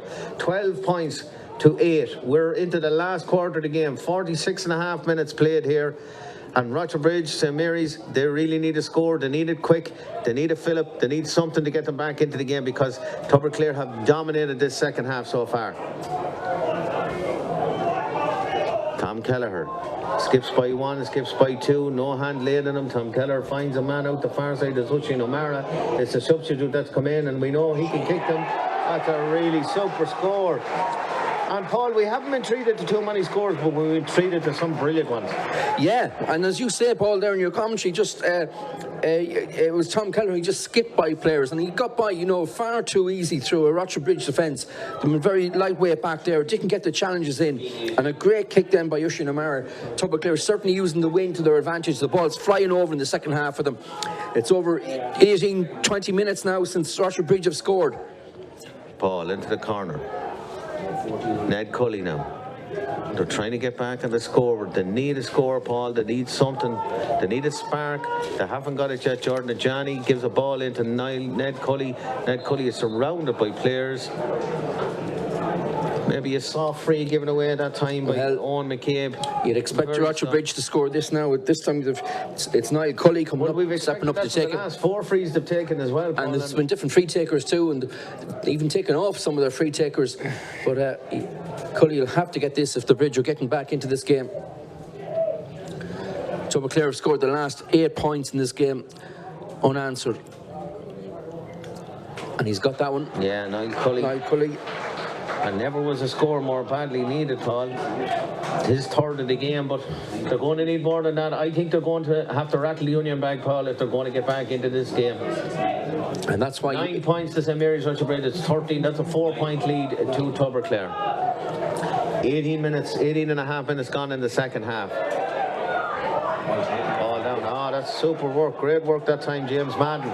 Another player that has stepped up, and Madden is still going. He's got men around him, but he's still going. James Madden does well, gets the ball out to Hutchin O'Mara, does he? O'Mara trying to go down on it, gets it at the second attempt, knocks it over the shoulder. Robbie Curley with an absolute poof at the ball, and it's gone harmlessly wide. And again, when it was James Madden that time who got the ball for Tubberclair, when he broke through, seems to be nobody covering for Rochfortbridge between the full back line and the half back line. Yeah. They could play with a sweeper and it would work. We saw a game the other week where a team were 7 points down and decided to go with the sweeper, and next thing they were back in the game, got level. It worked for them. You've got to make that move. There are far too many Tubberclair players just breaking through the Rochfortbridge half back line and getting through for scores. Yeah, and it's coming through the centre, Paul. It's not coming by the wings. Tubberclair are driving through the centre with pace, with a little bit of force, and with excellent passing as well. And they really have put St Mary's Rochfortbridge to the sword. And you now look at the Tubberclair setup, and they're so defensively well set up. There's no way the Bridge can just break through. Paul. Doesn't matter if it's pretty. It's all about getting to a county final here now. They'll play that way for the rest of the game if they have to.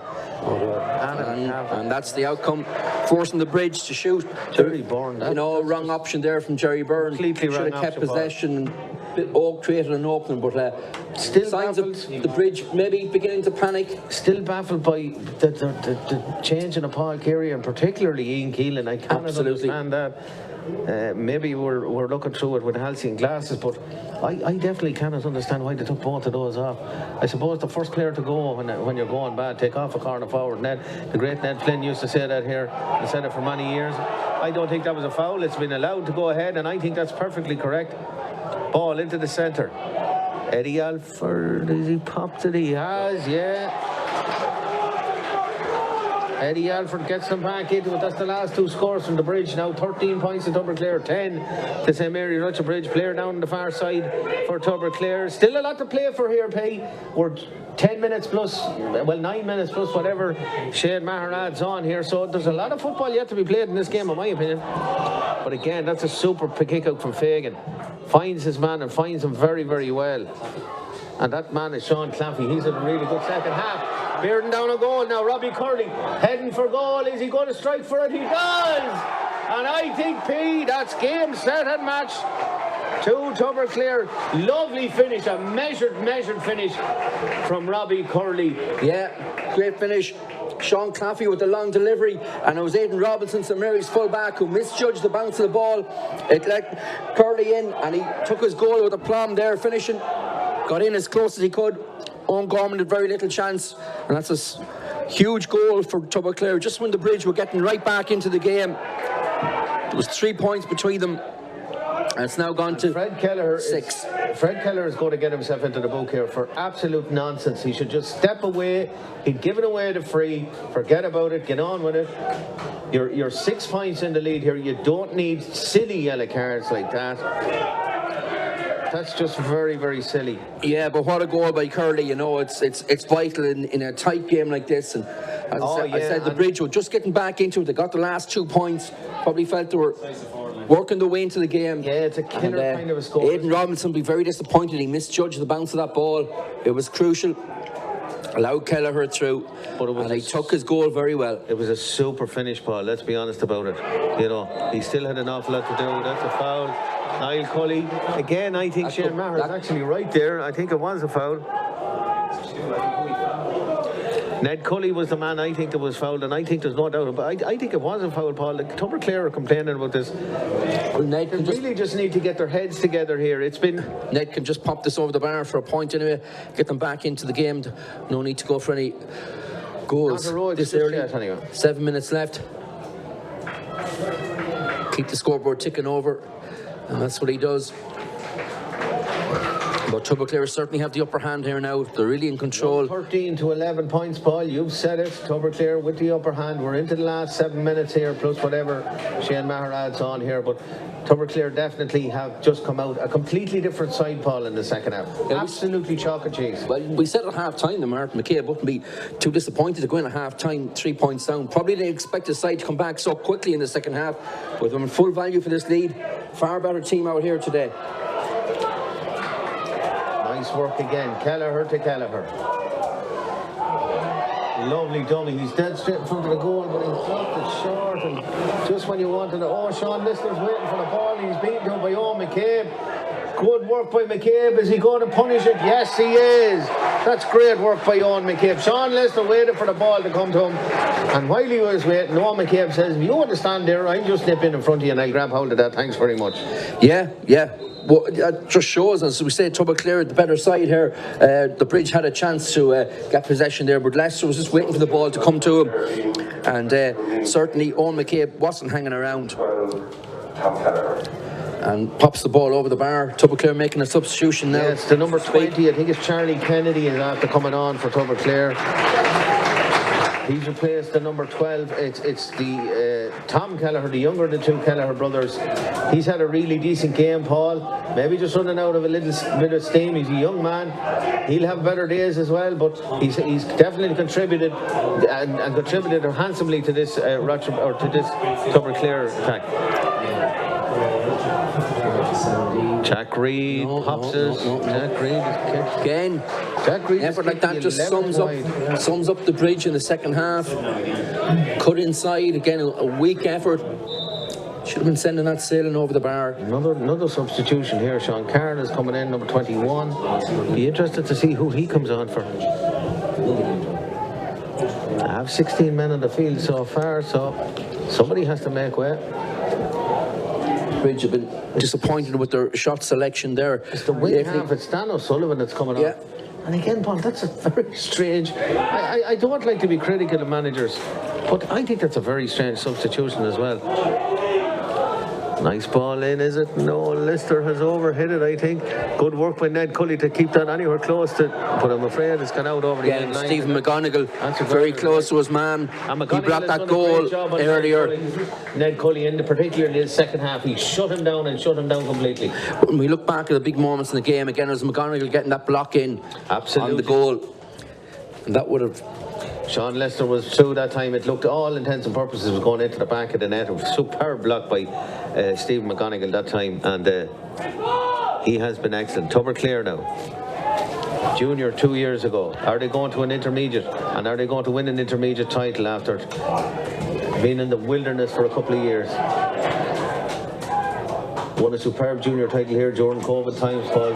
And look at again, it's down through the centre. It's Matthew Whittaker. Whittaker dead straight in front of the goal. He has a man outside. Is he going to get to it? It's the substitute, but that's a rather tame effort. A really, really tame effort that time from Charlie Kennedy. Yeah, again, Matthew Whitaker, you know, he's had a huge game for me for Tubberclair. I just don't understand why he didn't take his point there. He obviously thought the goal was on, they're going to finish out the game. But, you know, he could have popped the ball over the bar, but he's had a tremendous game today for Tubberclair. I think he's been excellent, Paul. And if Des Dolan is looking for maybe size, not on the bigger size, but there's a high ball in, looking for Niall Cully. He's found him. Ned Cully gets out in front of it. There's McGonigal is around him, but somehow Ned Cully does a great job, and it wouldn't have been a free, Paul. It was the number 4. It was Aaron Brady that fouled that time. I think McGonigal had done a right job holding on to the ball. It was Aaron Brady that made the foul that time because he tried to grab the ball out of the hands, and you just simply cannot do that. Ned Cully now with a chance to pop it over the bar, and he does. There's still life yet, Paul. We're not completely done yet. It's 12 points to St Mary's Rochfortbridge. It's 114. That's 17 points. A 5-point deficit. We're in the 27th minute of the game here. Another substitution coming on here. It's the number 21 for Tubberclair. That's Graham Whittaker. He's coming on. He's heavily strapped, and he's coming on for Cathal Ty. Perhaps because the fact that Ty has been on a yellow, or is on a yellow card. I think that's clever work by it. Ty has been. Shane Maher has come over to Pat Fox. Has he indicated any sort of time? I don't think he has. 4, I think. I'm nearly sure I've seen the mouth moving there for 4. That's a super. And O'Mara has played a part in this second half. And just as I said that, he knocks an absolutely ridiculous ball across the square. But I do think he has added something to that Tubberclair forward line. And they have a few aces in the pack, Paul. They brought on a couple of players that have made the difference, whereas for Rochfortbridge, that hasn't happened. Niall Cully, nice ball in. Up goes Leicester. Leicester can't get there because it's fouled. It's found. And the man I was just talking about, he just had to give him away a ball, but at the opposite end, he just wins a handy free. And Oisin O'Mara, it's going to be a free out. Yeah. He lie down. He tight to lie down that time. A couple of Tubberclair players down now, injured after that, but again, they had snuffed out the danger. And actually, there was a couple of St Mary's players who got in each other's way going for that ball. They needed a goal at that stage, but there was no way through. Solid defensive unit there from Martin McCabe's side. And you know, Shandona waiting in the wings now in the final. Be looking on. You can't but be impressed by Tubberclair's second half performance here. If they bring that to the final, it certainly should be a great game. And they just didn't do panic, Paul. They never panicked. They knew they had their moment, and their moment was going to come, and their moment did come. Another substitution getting ready there. I see him, Neil Kenny. Really good underage prospect for them over the last couple of years. He's a really decent player, this young lad. He's getting ready to come in here. Just Gary's still roaring along the sideline. That's very unusual to hear Gary Connaughton roaring along the sideline, Paul. Yeah. We never heard that, ever. Tubberclair just have a player down injured at the moment in the square. He's getting treatment. It's not serious, I think it's the corner back, is it? Yeah, it is. It's Aaron Brady. And Aaron Brady can be quite happy with his afternoon so far. He has been very, very good. He's gone off, and it looks like the 22. Neil Kenny is coming on for him. There's a bit of a reshuffle there. And fourth official, Ken Daly here, has indicated there'll be 4 minutes of added time.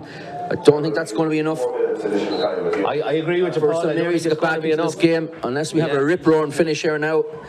We're looking for a should see this out. If you're a St Mary's person, you're looking for a miracle, and that's, again, it's Whittaker won the free that time.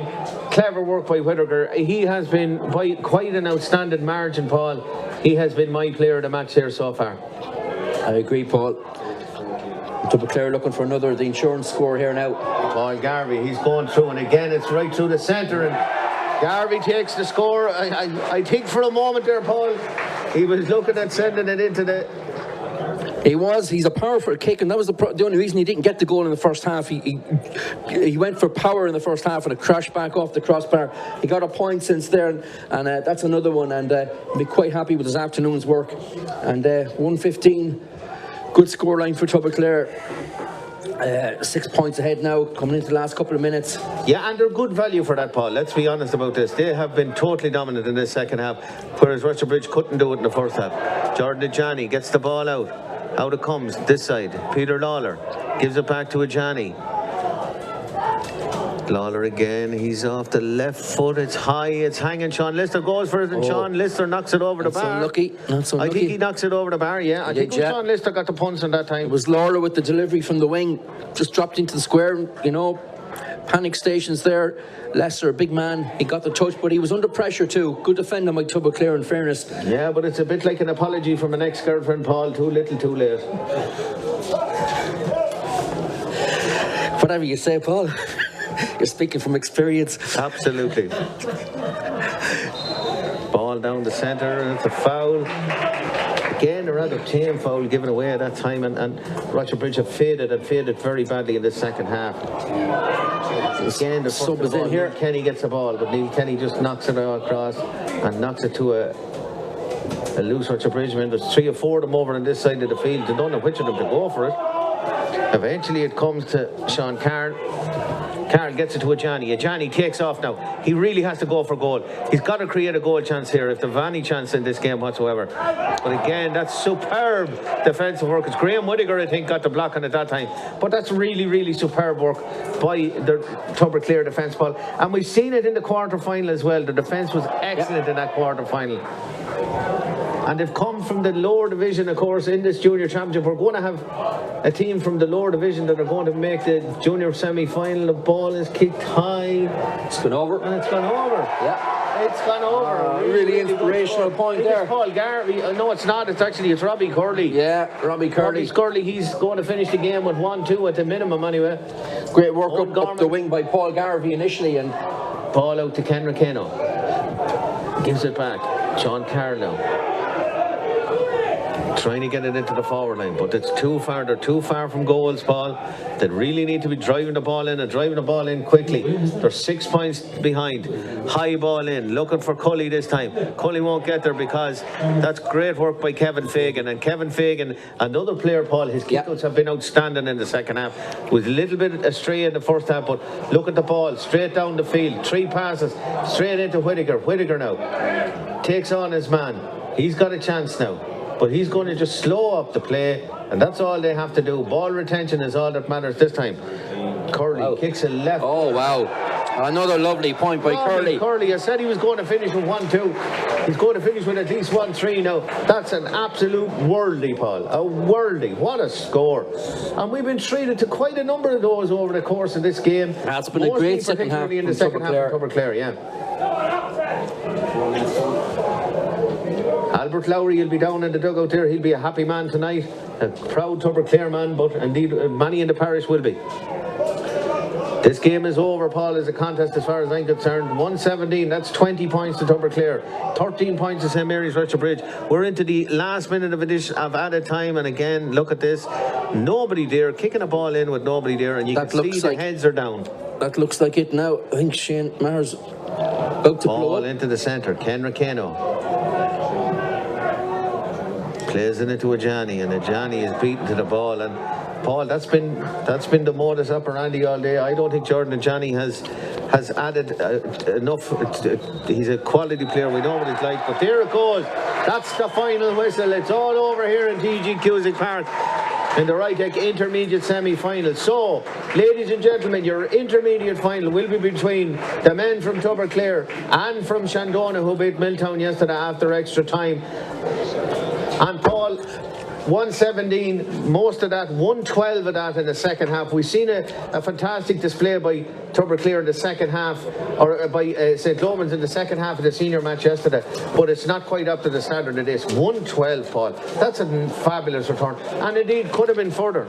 Yeah, we set at half time, 3-point lead wasn't enough for Rochfortbridge, and we knew that Martin McCabe would be quite pleased going in for just 3 points down in the second half. They came out and they really blitzed St Mary's Rochfortbridge. They scored the first 8 points in the second half and just played a completely different tempo. Got some lovely scores at the far end.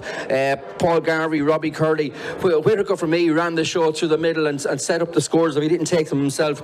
And St Mary's didn't know what hit them really. I thought St Mary's made some strange substitutions, took off a couple of players who might have got them back into the game with a couple of goals and that when they really needed them. But it was a long time before the Bridge got back into the second half. And Tubberclair, the goal then by Robbie Curley really summed up the performance. Great finish, lovely ball in from Claffey in midfield, and that was the icing on the cake for Tubberclair. They're in full value for this win here today. A good 7-point win. Through to the final now against Shandona. It should be a cracking match. Shandona got through yesterday after a whole opening first 3 quarters of the match. That game came to life.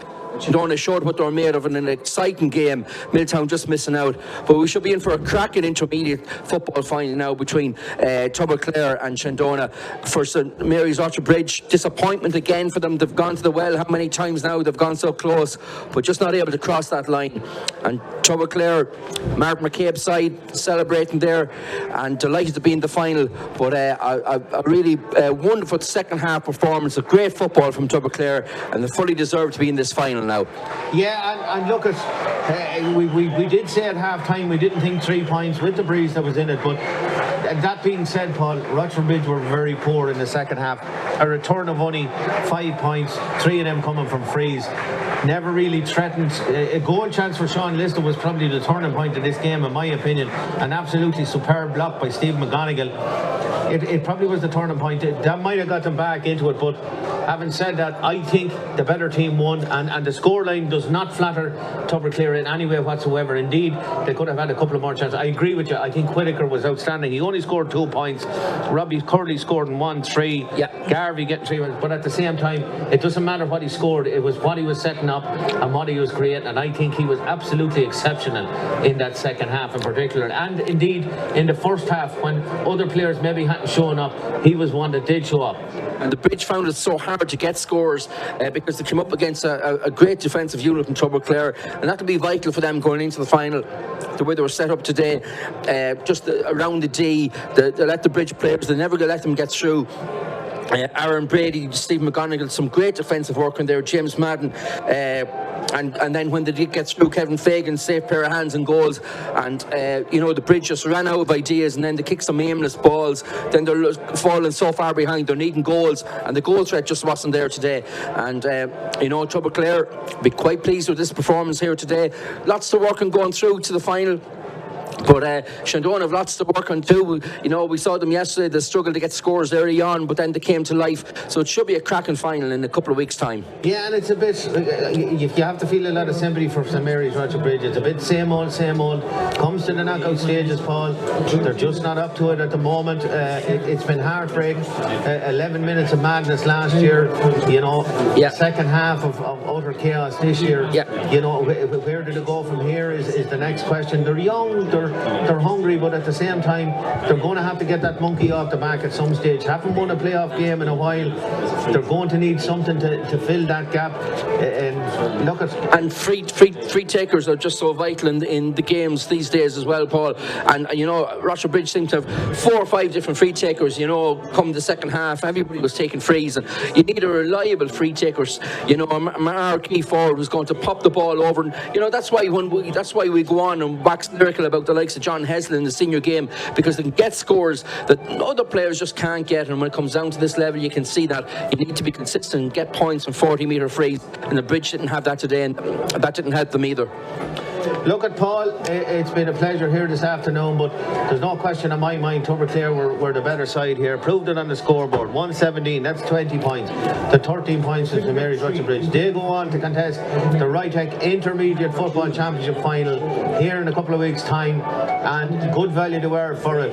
It's going to be an interesting battle between themselves and Shandona. It's heartbreak again for St Mary's Rochfortbridge, but we'll leave you here for the moment from TEG Cusick Park. Don't forget, ladies and gentlemen, the second of the double header on Air VTV is coming up very shortly, the Downs and Tyrrellspass, where you'll have Ray Gavin on commentary and you'll have Shane Donoghue on analysis. But for the moment, from Paul O'Donovan and myself, we'll bid you farewell.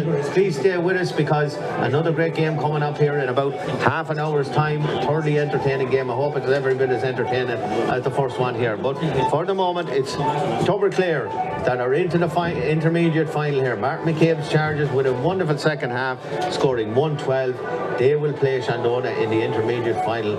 So we'll bid you farewell, and we'll be back with you again very shortly, Ray and Shane. For a Mila Malgo.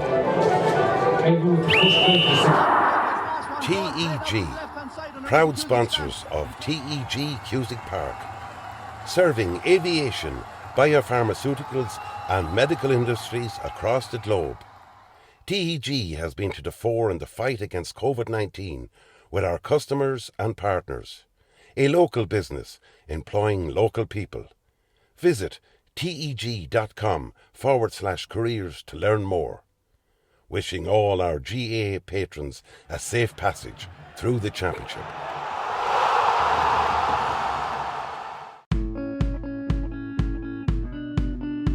Clark's Bar, wishing all teams the very best today.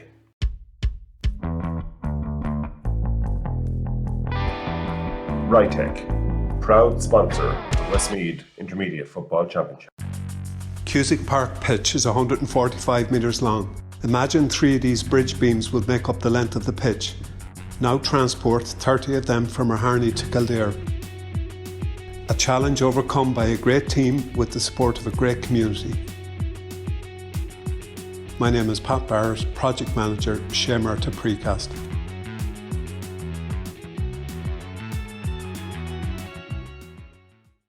Hey, mama on the TV wrong. Come and love you, daddy, all night long. And you? What do you do? It's a bit complicated to explain. Hey, hey. You know, I still didn't get exactly what your job is. That is what I do. New Renault Arcana E-Tech Hybrid. Winner, Irish Medium Crossover SUV in the 2022 Car of the Year Awards.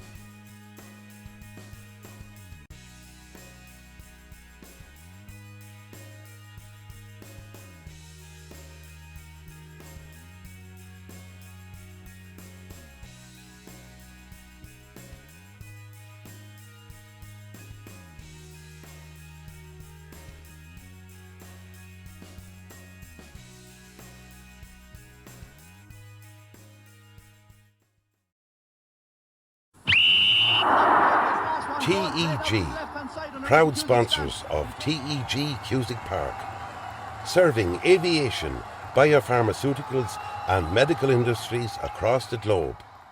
TEG has been to the fore in the fight against COVID-19 with our customers and partners. A local business employing local people.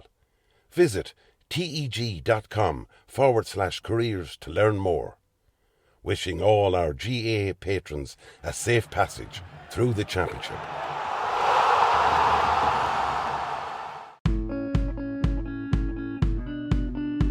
Clark's Bar, wishing all teams the very best today.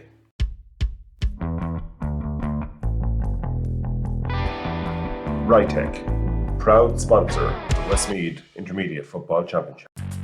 Cusick Park pitch is 145 metres long. Imagine 3 of these bridge beams would make up the length of the pitch. Now transport 30 of them from Harney to Kildare. A challenge overcome by a great team with the support of a great community. My name is Pat Barrett, Project Manager, Shamer to Precast.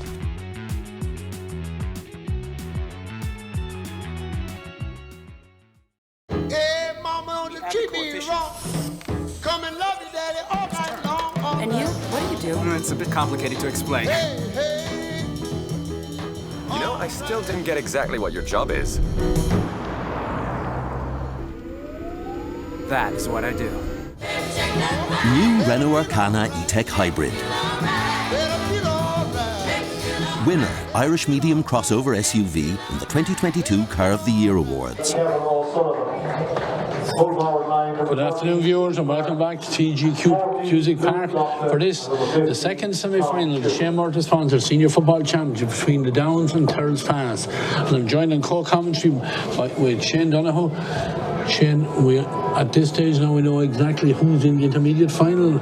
We have one finalist for the senior football, and in an hour and a bit, all going well, we should know who's in the second team in the final. We should, Ray, and you know, if things go by everybody's predictions at the beginning of the year, judging on league and early rounds of the championship, this is supposed to be a foregone conclusion that the Downs and Lomans are meant to meet in a county senior football final this year, but there's the men from the tidy town will try to have a lot to say about that today. Yeah, and I think they're very much in here with a good chance. And the conditions we've seen it through the opening game, there is a strong breeze blowing out there and had a major influence on the first game. Now, as we look out here from the stand here in TG Cusick Park, it looks to me like there's a misty rain starting to fall as well, which could impact it, make the surface that little bit greasier, and might make for a better game possibly as well. Yeah, I see all players are beginning to put gloves on, Ray, so it is, yeah, it's getting a little bit greasy out there. That'll put a lot of focus on the accuracy of the hand pass, and I'll admit I haven't seen a lot of the Downs this year. I saw them early round of the championship against Lomans, and they had massive energy, huge running power, and I've seen Tyrrellspass a couple of times, and almost in contrast play the game at a much slower, contained pace, but they have a routine, they know what they're going about, and I think that slower kind of build-up play might be more effective in the greasy conditions. The high tempo can leave you open to sloppy mistakes or just loose handling. But I don't think this game is a foregone conclusion by any means. I think there's some serious matchups to look at here. There's questions over. The Downs haven't really had a competitive game in a month, and Luke Loughlin's just coming back from injury, where Tyrrellspass topped their group and won a quarter final and are here on merit as well, I guess. Yeah, we'll look at right on cue from that, and we'll go through the two teams for today's game.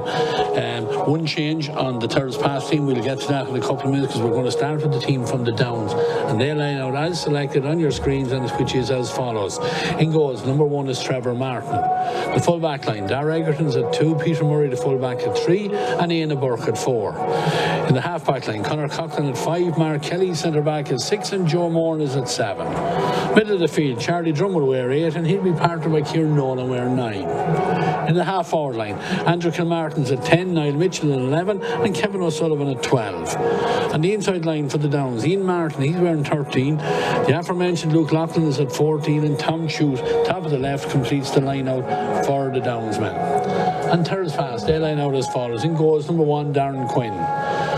Stephen Quinn is at 2, Jamie Corkin at 3, and Jimmy Canood at 4. In the half-back line, Balsiskis at 5, Conor Slevin is the centre half-back at 6, and Nigel Hart at 7. Middle of the field, Dennis Glennon, he'll wear 8, and he's partnered by David Lynham wearing 9. In the half-forward line, Kieran Geraghty at 10, Aaron O'Brien, the centre forwards at 11, and Jerry Egan at 12. The one change that I said just at the beginning comes in the right corner forward position, where number 20, Adam Flanagan, starts in place of Peter Pearson. The full forward is Dean McNicholas, he'll wear 14, and completing Tyrrellspass lineup, Tommy Ryan wear number 15. Referee for today's game, Keith O'Brien from the Moore Whites Club. Shane, as you said, a lot of matchups here, a lot of questions to be answered. The Downs, as you said, their talisman early on in the championship was Luke Loughlin. He suffered a serious injury, has missed a lot of game time. He's back. We see he has his calf heavily strapped, but he looks like he's moving freely enough. He's going to have, if the Downs are going to get over the line, I think he has to hit the ground running. He does, Ray. He has to have a big game, but I think the other man they look to is Niall Mitchell at centre forward. It is going to pose a big question for Tyrrellspass. I see Conor Slevin's lined out at centre back. A very good sticky marker, a good tackler, but I think that Nigel Hart might be a better matchup for him physically. And if Niall Mitchell, brings a bit of energy to the game, which he can do, he kind of drifts in and out of games, but when he imposes himself on a game, he could make a big difference and then create a headache for Tyrrellspass where Luke might get a little bit more space. And another guy inside for the Downs is Tom Chute, been very effective all year, kind of classy boy on the ball, carries it very well, again shows great endeavour to get out and win a ball. And for anyone watching the Downs here see him for the first time, it'll be easy to pick him up because he's one of the very, very few players who can play with his socks pulled up. But with that, we're just going to break and we'll have our on Naveen.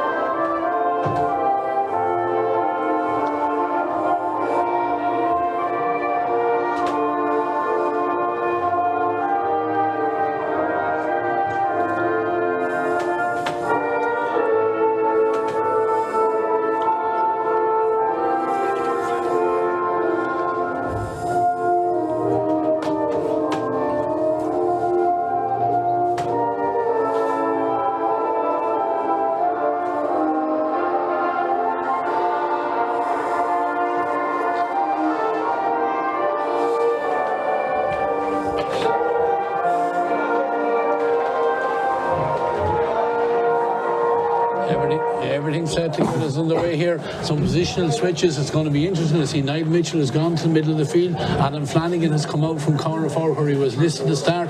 He's in the middle of the field as well. Dennis Lennon has gone to centre forward. So it changes all around. I think it's Kieran Nolan has gone from midfield to centre forward for the Downs. So all to play for here as the referee Keith O'Brien throws the ball up, and first on the breaking ball are the men from the Downs, and they have the possession. Good play there by Charlie Drum. Charlie into a little bit of space, carries it forward. On the loop around is Kevin O'Sullivan. Ball played inside. Tom Chute shown very well early on. Ball is now with Andrew Kilmartin. Andrew with the first shot of the game. And just to the left and wide, 20 seconds it took the Downs to get that first shot off at the target, but unfortunately not converted. Ball to the left and wide, and Darren Quinn already has the ball on the 20-metre line, but his kick out is well intercepted over there by Andrew Kilmartin. Foul committed, free taken, Kevin Sullivan. Not many options in front of him there, and the ops just then to drive it in high where Mitchell has gone from the throw-in into the full forward position, laid the pass off, but unfortunately not on target. Too wise inside the opening minute for the Downs, Shane. Yeah, and Mitchell's gone straight in full forward. I see Conor Slevin is tasked with picking him up. There will be a few changes. Dennis Glennon started for the throw-in at centre forward, Ray, but he's immediately dropped back to play that sweeping role that he's been very effective with all year. Tyrrellspass worked the kick out short, and Kieran Geraghty under pressure here right down in front of us here, and he's robbed there. Joey Moore eventually gets the possession back for the Downs, and Charlie Drum with time just to look up and pick out on Niall Mitchell with it. Niall fisted ball into space. It's a good ball. Luke Loughlin, first opportunity for Luke again. He's been marked straight away by Jamie Ganoon.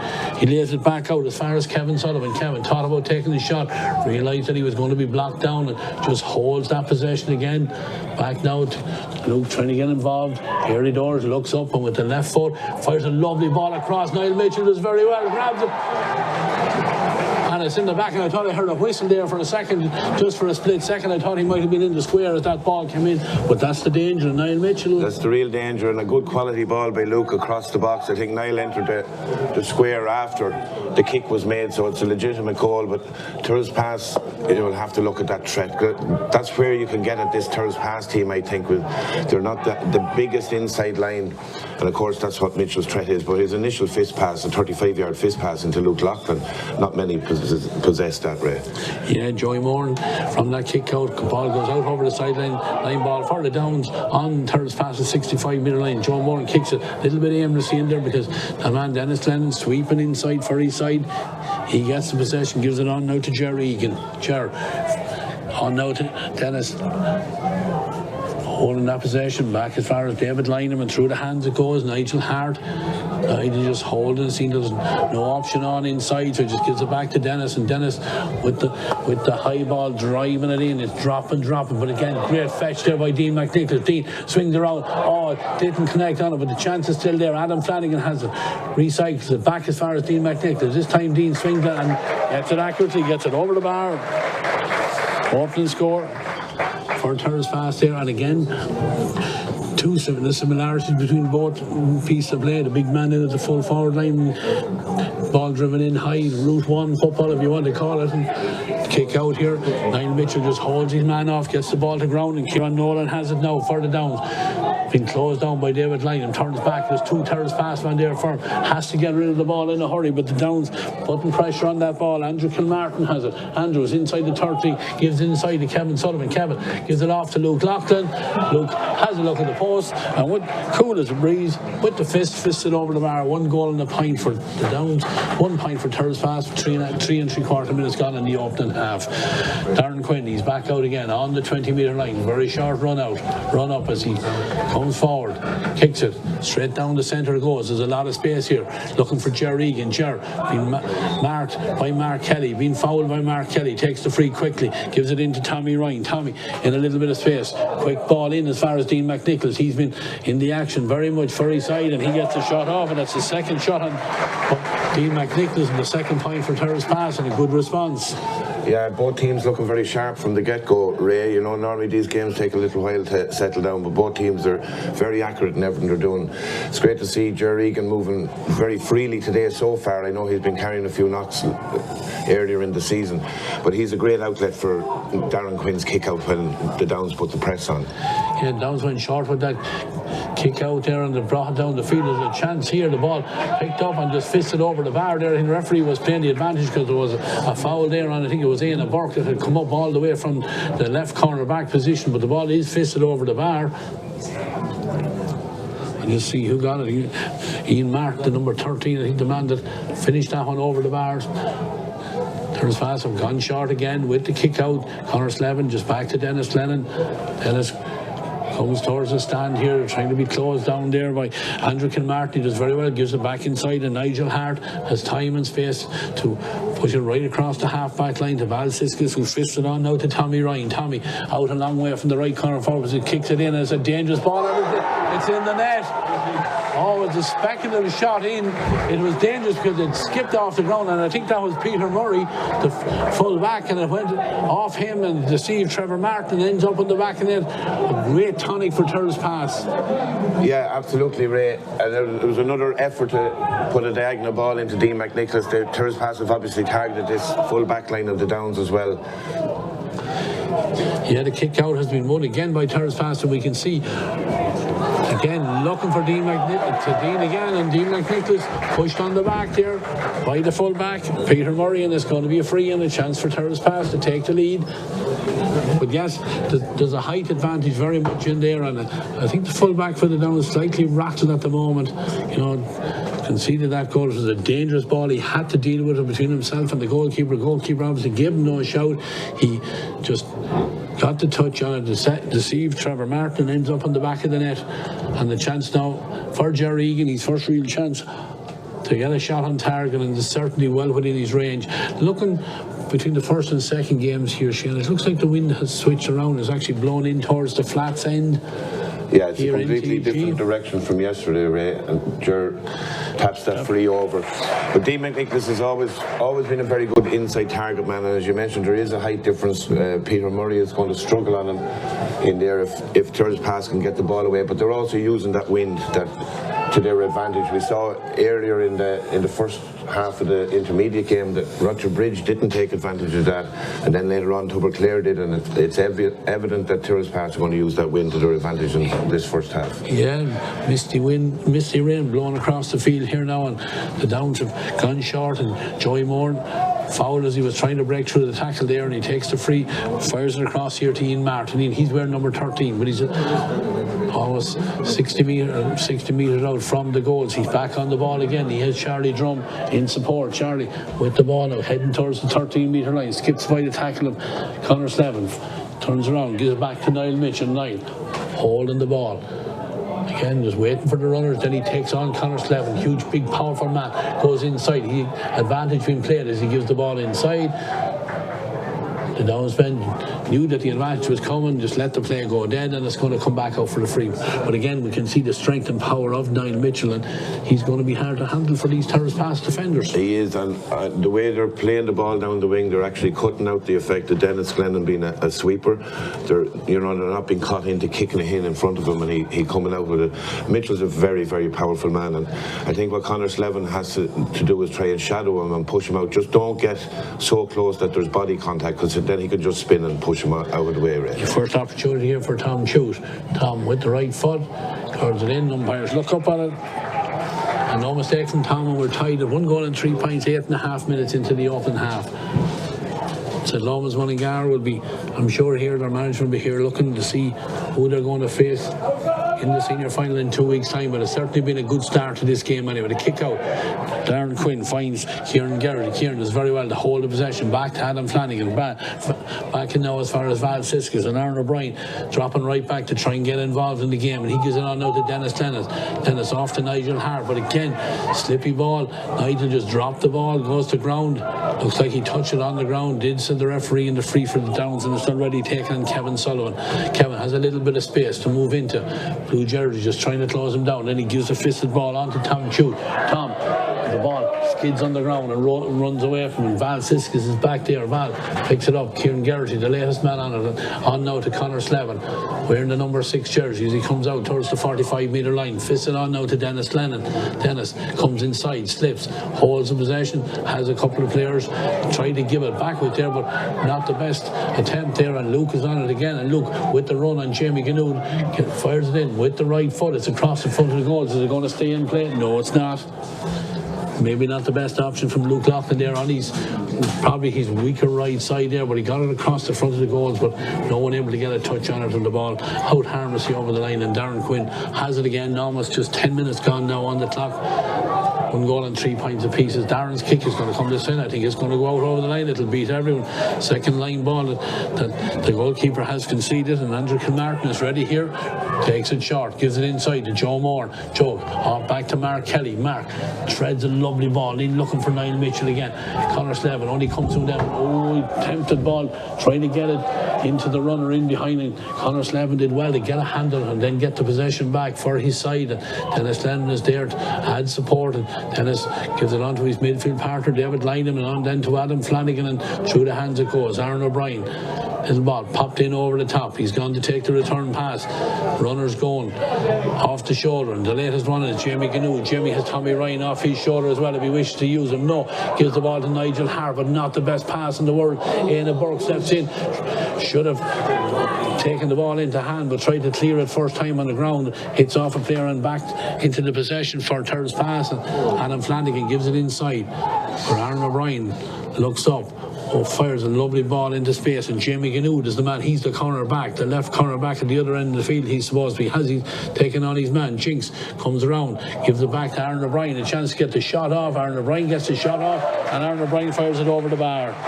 Nice patient play there by Tyrrellspass when Jamie Gannoud. He carried the ball forward and he stayed up there, created that extra man and an option inside. Did very well to get it in. Turner O'Brien and fired it over the bar. Yeah, an excellent pass by Jamie. And again, a very good run by Aaron O'Brien. A really well worked score, Ray, after it breaking down initially. Yeah, Downs have taken a short kick out and Luke Loughlin carries it a long way up and then threads the ball into Niall Mitchell. Niall holding that possession.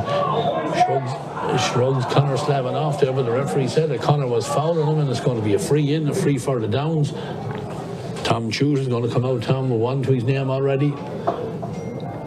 Nice man, just making sure that it's taken from the correct position. Difficult enough. Free here is going to be kicking it into the wind. Tom just taking his time as he has a look at the uprights, going through his own routine now, and he comes forward with the right foot. Has gone across the front of the goals and didn't just get the curl that he required to get that one between the uprights. Led off possibly there for Tyrrellspass, but all these chances need to be taken. 1-4 to 1-3 certainly of the two semi-finals. I mean the most open of the two of them so far, Shane. It has, and the early goal for each team I suppose cancels each other out, but I think right now Tyrrellspass just looked that little bit more effective. Maybe it's conditions. That was a very tough kick for Tom Chute into that swirling wind. But Jerry Egan just collecting the ball there, Ray, and he's a man that Tyrrellspass will want to get on the ball more and more because that will suck the Downs defenders out towards him, then it releases Dean McNicholas behind him for that second threat of a long diagonal ball. Yeah, and Jerry using his experience there, he was being fouled. The referee was playing an advantage. Jerry tried to take it quickly, no chance for the Downs player to get out of the way, so the referee then just has no option but to bring the ball in. It's very much a scoreable free now, about 22, 23 metres out, and very much to suit the right-footed kicker. Ger has one to his name so far, coming forward and with the right foot does what Jerry Egan normally does when he gets a free in that position. He taps it over the bar. Down Tyrrellspass back in the front, in 2 points in the lead now, 1-5 to the Downs 1-3. Trevor Martin, he's been busy back there, beaten once, comes forward, tries to ping a ball out, and well gathered out there by Dara Egerton. Dara calls the mark, gives it on now to Joey Moore. And Joey, he'll run forward at every opportunity, gives a fisted ball on to Charlie Drum. Charlie taking on his man, heading towards the 20-metre line. Tyrrellspass trying to close him down. Dennis Lennon comes across, just does enough to dispossess him for a couple of minutes, a couple of seconds. It's back now. Luke Loughlin. Luke has a look at the post. Luke tries to get the shot in, but maybe not be the best option either, but he was under severe pressure there. Tyrrellspass men throwing the bodies at it there and to force him to get it out and not get it on target. Luke, 1 point to his name. But certainly the Tyrrellspass defence have coped reasonably well so far with them. The kick out is grabbed well by Jerry Egan. Jerry kicks it high, ball spinning. It was off the hand of Éanna Burke there, and luckily for Éanna, it was Peter Murray that was there to sweep it up. And the Downs breaking out again, coming forward. Conor Coughlin very much involved, gives it on, it's two wing backs, that's Joey Moore. Joey, out to Kevin O'Sullivan. Kevin looks to take on his man. Dummies, comes back inside. Blue jerseys trying to converge on him. Referee is playing an advantage. The Downs holding that possession. Ball fired into the corner. Ian Martin takes on his man who slips, but he's going forward with it, and Tyrrellspass defenders get back and do very well to dispossess him. And Dennis, a little bit casual there, under a little bit of pressure, but he does well, holds on to the possession. It's back with the goalkeeper, and the goalkeeper looks up and sees that Kieran Geraghty is available on the 20-metre line, and he's come forward. He's closed down by Niall Mitchell. Niall does well to force him to go back, but Jamie Gannoud is there ready to take it, and it's crossed now with Nigel Hart. Nigel with time to move forward, and looks up, gives it back inside to Aaron O'Brien. A little bit of pulling and dragging off the pitch and off the ball there, but the ball kicked in high a little bit aimlessly, and it's gathered there. I think it's Mark Kelly back in there. He wins the possession, and the Downs have the possession and settling down the game a little bit now. Shane, from the frantic, certainly we've gone a couple of minutes without a score anyway. Yeah, I think Ray Sheridan will be very pleased with the last two passages of play, that where his defensive setup and his sweeper has cut out the two chances, but he'll be equally frustrated at the other end of the pitch with two very poorly directed balls in towards his full forward line. Oh, danger here. Oh, Darren Quinn with a fabulous save. Luke Loughlin had the ball. He hit it across and it was kept in play, a punch back in, and there was an opportunity of a goal there, but Great save by Darren Quinn, showing all his experience there, came out, smothered the shot there and gets the possession, and now it looks like there's going to be a booking for Tom Chute. Yeah, again, it was another crossfield ball by Luke Loughlin that Mitchell managed to get a paw to it at the back, but Darren Quinn was extremely quick off his line that time, ready to smother the shot.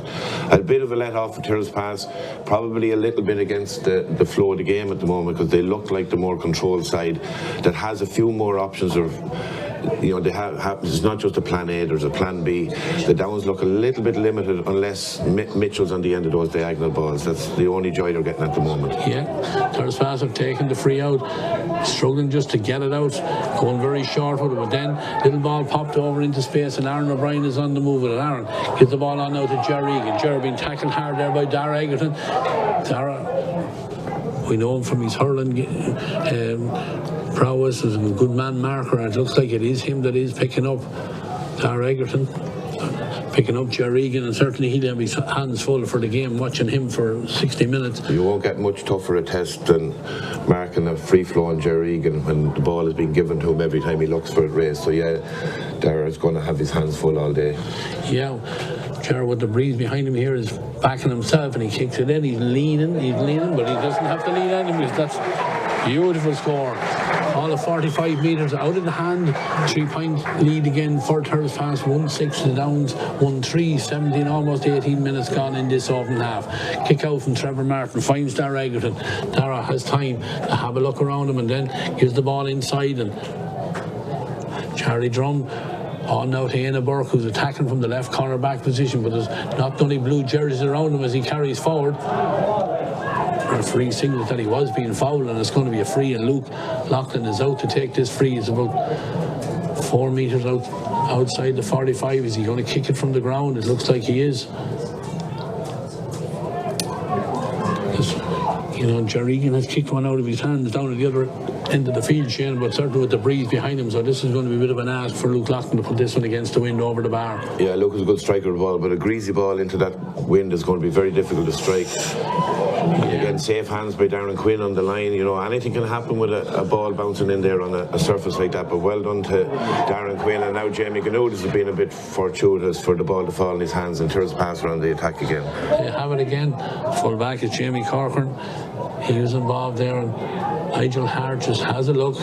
Again, an experienced player, a quality player, gives it on out to Tommy Ryan. Tommy just holding the ball and gives it over to the far side of the field where Tyrrellspass are quite content just to hold that possession, try and suck the Downs out, or wait for Dean McNicholas to get isolated in there that can fire a long ball into him. To have a free now, the free on the down 65 metre line, given over to David Lynham, very close to touching it on the ground, but referee allows it to go, and then Aaron O'Brien treads in the ball, looking again for Jerry Egan. Gerald gets a call from the sideline, put it over the bar. He does exactly that.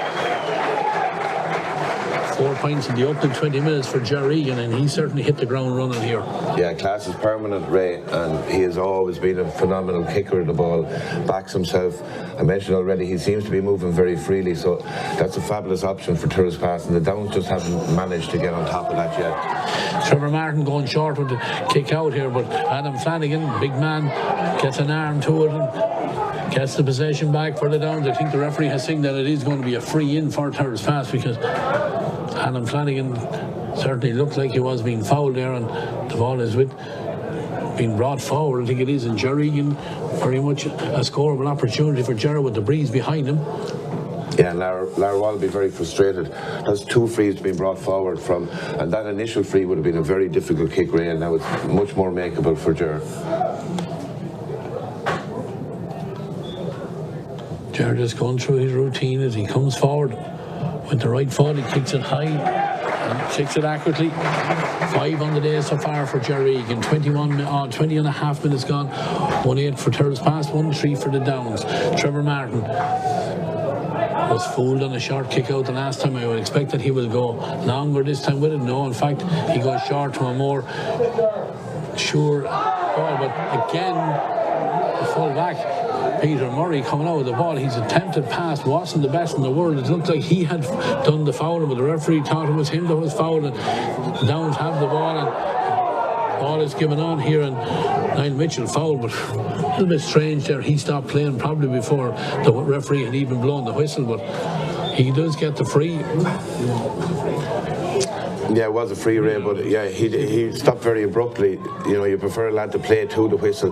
He does need to get into the game a bit more. He's going on a Miranda and run through the middle now. Good offload. Off to Kevin O'Sullivan, gives it inside. The Downs with a great shot. Andrew Kilmartin to the back of the net. Well, what do we know up here, Shane? He ambled through, caught the free, and from that just kept going. Fabulous run, ball inside, back in the net. Downs right back in the game. Yeah, right back in the game, and they probably, Darren Quinn had smothered one earlier, caught one from the poor free from Luke. And maybe that was on the cards for the Downs, maybe with the way the play is going. But Mitchell has to do this more for them. He went quiet. He went quiet there for 15 minutes. He was effective at the start. I mentioned it in the run up to the game. He needs a huge game for the Downs to stay in this. Yeah, Kevin O'Sullivan also involved in that move, and it was Andrew Kilmartin coming off the shoulder of Kevin Sullivan, and eventually got the ball and he rifled it to the back net. Darren Quinn got a hand to it, but deflected it up into the top of the net, but couldn't keep it out. There's an injury out here now for Dennis Lennon.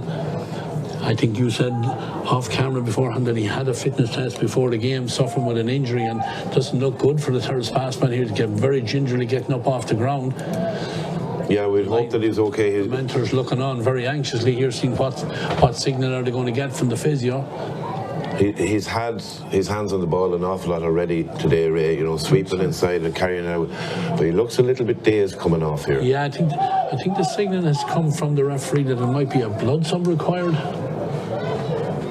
But just little delay now, almost what would suit Tyrrellspass after conceding that goal, because generally, you know, a team, they're very busy to squeeze down a kick out after getting a goal and try and put more pressure. This just breaks that little bit of momentum that the Downs may have gotten from that goal. Yeah, Cathal Dunn has been introduced. I'm not sure, is it a blood sub? I thought I seen a signal from Keith O'Brien that he put up the T, so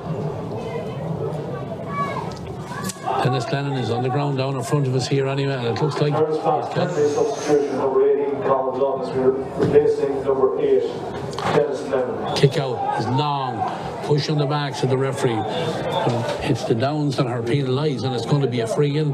Just Downs man gone to ground here. We'll see their physios coming in, just getting a little bit scrappy here in the last couple of minutes, but yeah, it's just a little bit stop-start, Ray, but you know, it has been some real quality for the first 17, 18 minutes. They kind of got a little bit slower there. Gers after pushing, you know, Tyrrellspass on well, but that second goal for the Downs is a real tonic for them.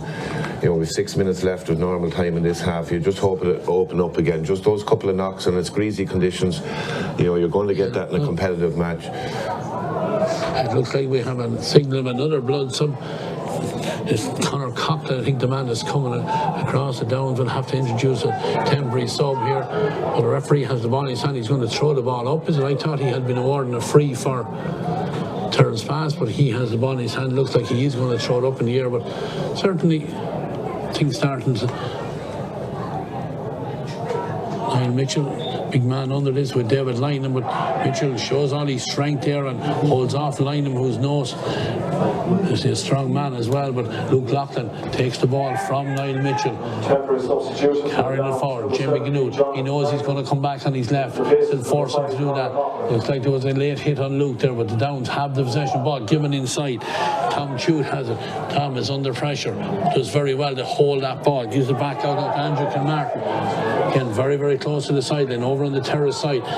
The Downs holding the ball, looking to draw the tackle, to throw a man in, and he used the chance to get someone spare inside, and the ball is back with Niall Mitchell. Niall takes on the Tyrrellspass defence. He's going through again. Surely foul. Notices the referee, allows the play to go on, and Nigel Hart steps in and he gets the ball and wins the free out for his side there, and Nigel Hart did very well. It did look to me as if Niall Mitchell was hard done by there, that he was fouled, but the referee allowed the play to go on, and Tyrrellspass dispossessed him and win the free out themselves. Darren Quinn has the ball, gives it off. Short ball here to Nigel Hart, to Jamie Ganoot and David Lynham, then and on to Aaron O'Brien in a little bit of space. Aaron carries it forward, gives it on now to Ger Egan. Ger, Dean McNicholas on the loop around. Dean comes right and then goes back left. Ball inside.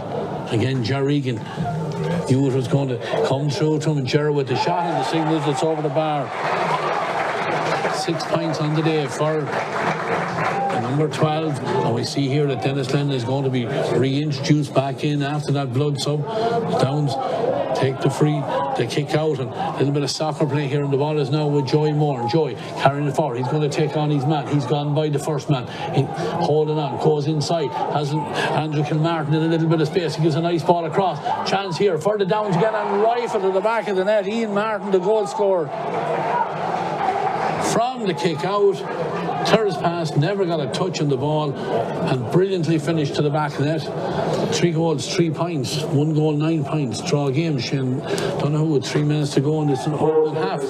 Yeah, we're getting plenty of goal action here today. Tyrrellspass be frustrated after that excellent interchange between Dean McNicholas and Ger Egan for their previous score. They were trying to get Dennis Glennon back on the pitch, and in fairness, Trevor Martin had taken his kick out so quickly that they actually caught the Downs a little bit, or caught Tyrrellspass on the hop a little bit.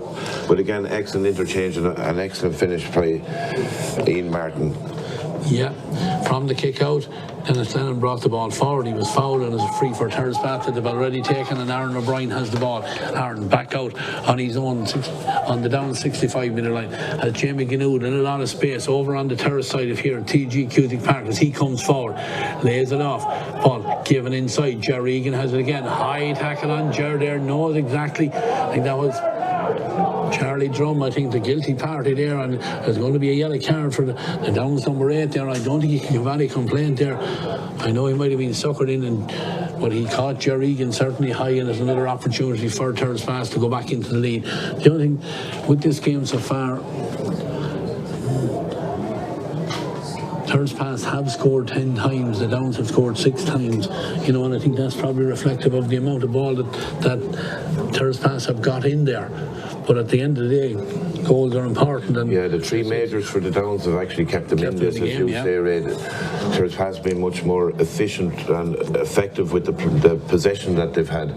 You know, we say if the Downs hadn't converted those 3 goals, it's a very different looking game here. But we've said it already, Ger Egan is just really on song at the moment. It was a high enough challenge. He's just getting a few repairs done himself before I'm sure he'll have an effort at this free with the wind on his back. But there's a few Tyrrellspass guys that I think have been a little quiet so far today. You know, Nigel Hart had an excellent campaign with the county senior team this year, and he just hasn't really imposed himself on the game like he did in the second half of the quarter final, where I think he was a real game changer for them. Chance here now for Ger Egan. Kicked it, drops it in, didn't just connect with it the way he needed. And Trevor Martin, safe hands in there under the crossbar, and he deals with it and let off there. Maybe Ger suffering there a little bit of the effects from that tackle, and the Downs coming out and they work it well. They over to Mark Kelly. Mark has a little bit of space this side of the field and gets it over. And they attack now, switch it from right to left. Ball is here with Conor Coughlin, not the best pass in the world to Conor, but he makes something over it. He comes forward on now to Kevin O'Sullivan. Kevin takes on his man. He's gone inside him. He's going for the goal. Puts it on to Mitchell. Mitchell back across. Oh, there was an opportunity. I think it was Conor Coughlin that carried the whole way up the field, and the referee has called it back. I think it's going to be a free in, but there was a brilliant opportunity there. Yeah, Conor Slevin is down after a collision, but I think he sold himself coming out, and the hand pass went to his left, and then the ball across the goal. Another great goal opportunity for the Downs. Yeah, there was I think it is Conor Coughlin, the man that had the chance. He had won the ball down here in front of us, close to the line. There's 3 minutes additional time as the call is coming, but certainly one thing the Downs are doing, they are opening up that Tyrrellspass, and really another great goal scoring opportunity. Maybe an opportunity, as we've seen the replay of it there, maybe Niall Mitchell should have pulled the trigger himself a little bit, maybe too unselfish, and tried to give it to Conor Coughlin coming on the run, but they'll hope to get something over here, because the ball is going to be put on the 20-metre line, or between the 20 and 13-metre line for Tom Chute for the opportunity to get the score. Yeah, And look, the Downs will be very pleased with some of their forward play in the last 10 minutes, Ray, where they're really running at and making the Tyrrellspass boys make a decision. Earlier on, they were kind of out around the periphery and passing, and that's where Tyrrellspass can bunch defend against them, three men around them. But now, when the Downs get the ball in their hands now, Kieran Gary got beaten for speed down the sideline here, and that's what opened up to the opportunity. But then again, Conor Slevin came out, committed the foul because he had to make a decision. What was he going to do? Yeah, there's an injury in there for the Tyrrellspass goalkeeper. I was trying to see who was receiving the treatment, but it is Darren Quinn. But thankfully for Tyrrellspass, Darren is back on his feet, and Tom Chute with his second score puts the Downs into the lead. We're 31, almost 32 minutes, but the call had come for 3 additional minutes, so we'll see if the referee adds on a little bit more time for that injury and that stoppage there. But as we are, Darren Quinn is back on the 20-metre line, ready with the kick out. Looks over this side of the field for Adam Flanagan. Adam has gone out over his hand. I think if I'm right, that's 3 balls and Darren Quinn is kicked out over the sideline here. Line ball for Luke Loughlin and the Downs. Goes back, gives it back to Éanna Burke. Éanna carries it forward and then lays it off to Luke again. Luke about to take on his man, steps inside, gives it on now to Andrew Kilmartin, and Andrew has Dara Egerton coming forward. Dara with the right foot fires it in, but the sweeper really working well there, and Dennis Glennon read that perfectly, cut it out, and now on the run and into space goes Ger Egan. The Downsman trying to get back to close him down. On the loop comes Dean McNicholas. Dean looks up and fires a lovely ball into Adam Flanagan. He's in the 45 all on his own with the right foot. He takes a shot, it's dropping in, and it's off the inside of the upright and drops over the bar. Adam Flanagan with the kick with the right foot. It looked like it was a nice leisurely kick and it was spinning away there, but it just caught the inside of Trevor Martin's upright and drops over the bar, and we're level again as we head in past the 3 minutes of additional time, and Éanna Burke with the ball just holds that and gives it back to Dara Egerton, and through the hands it goes here. Joey Moore is available here to take this pass, and he's already on it, and he'll put down the head, take on his man, steps inside Aaron O'Brien, he's still going inside the 45, gives it on to Niall Mitchell. Niall out in front of his man, he's beating his man, gives a little pop pass on to Luke Loughlin. Luke spins on a couple of tackles there, and follow the play here because Luke Loughlin has it. He's on the edge of close to the sideline, takes on his man, gives it inside and then takes the return pass, but the whole thing breaks down and Tyrrellspass have the possession. Conor Slevin and then on to Dennis Glennon. Dennis fouled as he tried to lay the pass on to Tommy Ryan. Certainly there's no quarters given or taken here in this game. No, Ray, and Luke Loughlin was excellently stripped by Jamie Gnu there, just as it looked like there was a bit of pressure. I think the last goal for Tyrrellspass, credit has to go to Dennis Glennon for the interception. He made a very dangerous ball going in front of Luke Loughlin. Dennis showed great bravery to come across with a great chance of a collision, and then a very quick ball out by Jamie Gnu into the paws of Ger Egan that opened up the chance. And as you said, a very leisurely kick by Adam Flanagan, but caught the inside of the post and went over. So I think we're at a 3-4 to 110. Still adds up to 13 points apiece in Shane, and that's level at the end of 30 minutes, and we're no closer to knowing who's going to make the second team in the senior final. But for our viewers at home, we're going to break. We're going to have a look at all those scores, plenty of goals to look at for the viewers back home. Come back to us then after ads, and we'll be back for the second half here in TG Cusick Park.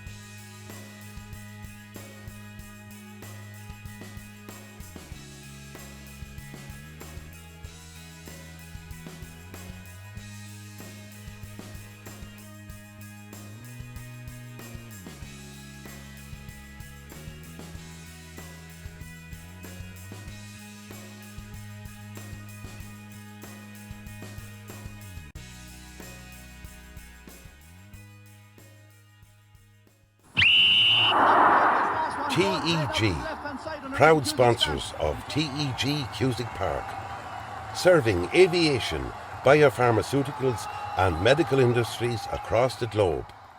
TEG has been to the fore in the fight against COVID-19 with our customers and partners. A local business employing local people. Visit teg.com/careers to learn more. Wishing all our GAA patrons a safe passage through the championship.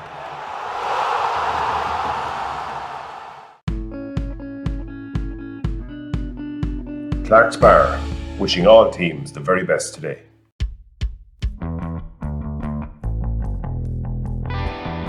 Rytech, proud sponsor of the Westmeath Intermediate Football Championship. Cusick Park pitch is 145 metres long. Imagine 3 of these bridge beams would make up the length of the pitch. Now transport 30 of them from Harney to Kildare. A challenge overcome by a great team with the support of a great community. My name is Pat Barrett, Project Manager, Shamer to Precast.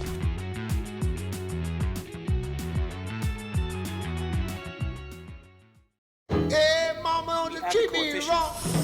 Come and love you, daddy, all night long. And you? What do you do? It's a bit complicated to explain. Hey, hey. You know, I still didn't get exactly what your job is. That is what I do. New Renault Arcana E-Tech Hybrid. Winner, Irish Medium Crossover SUV in the 2022 Car of the Year Awards.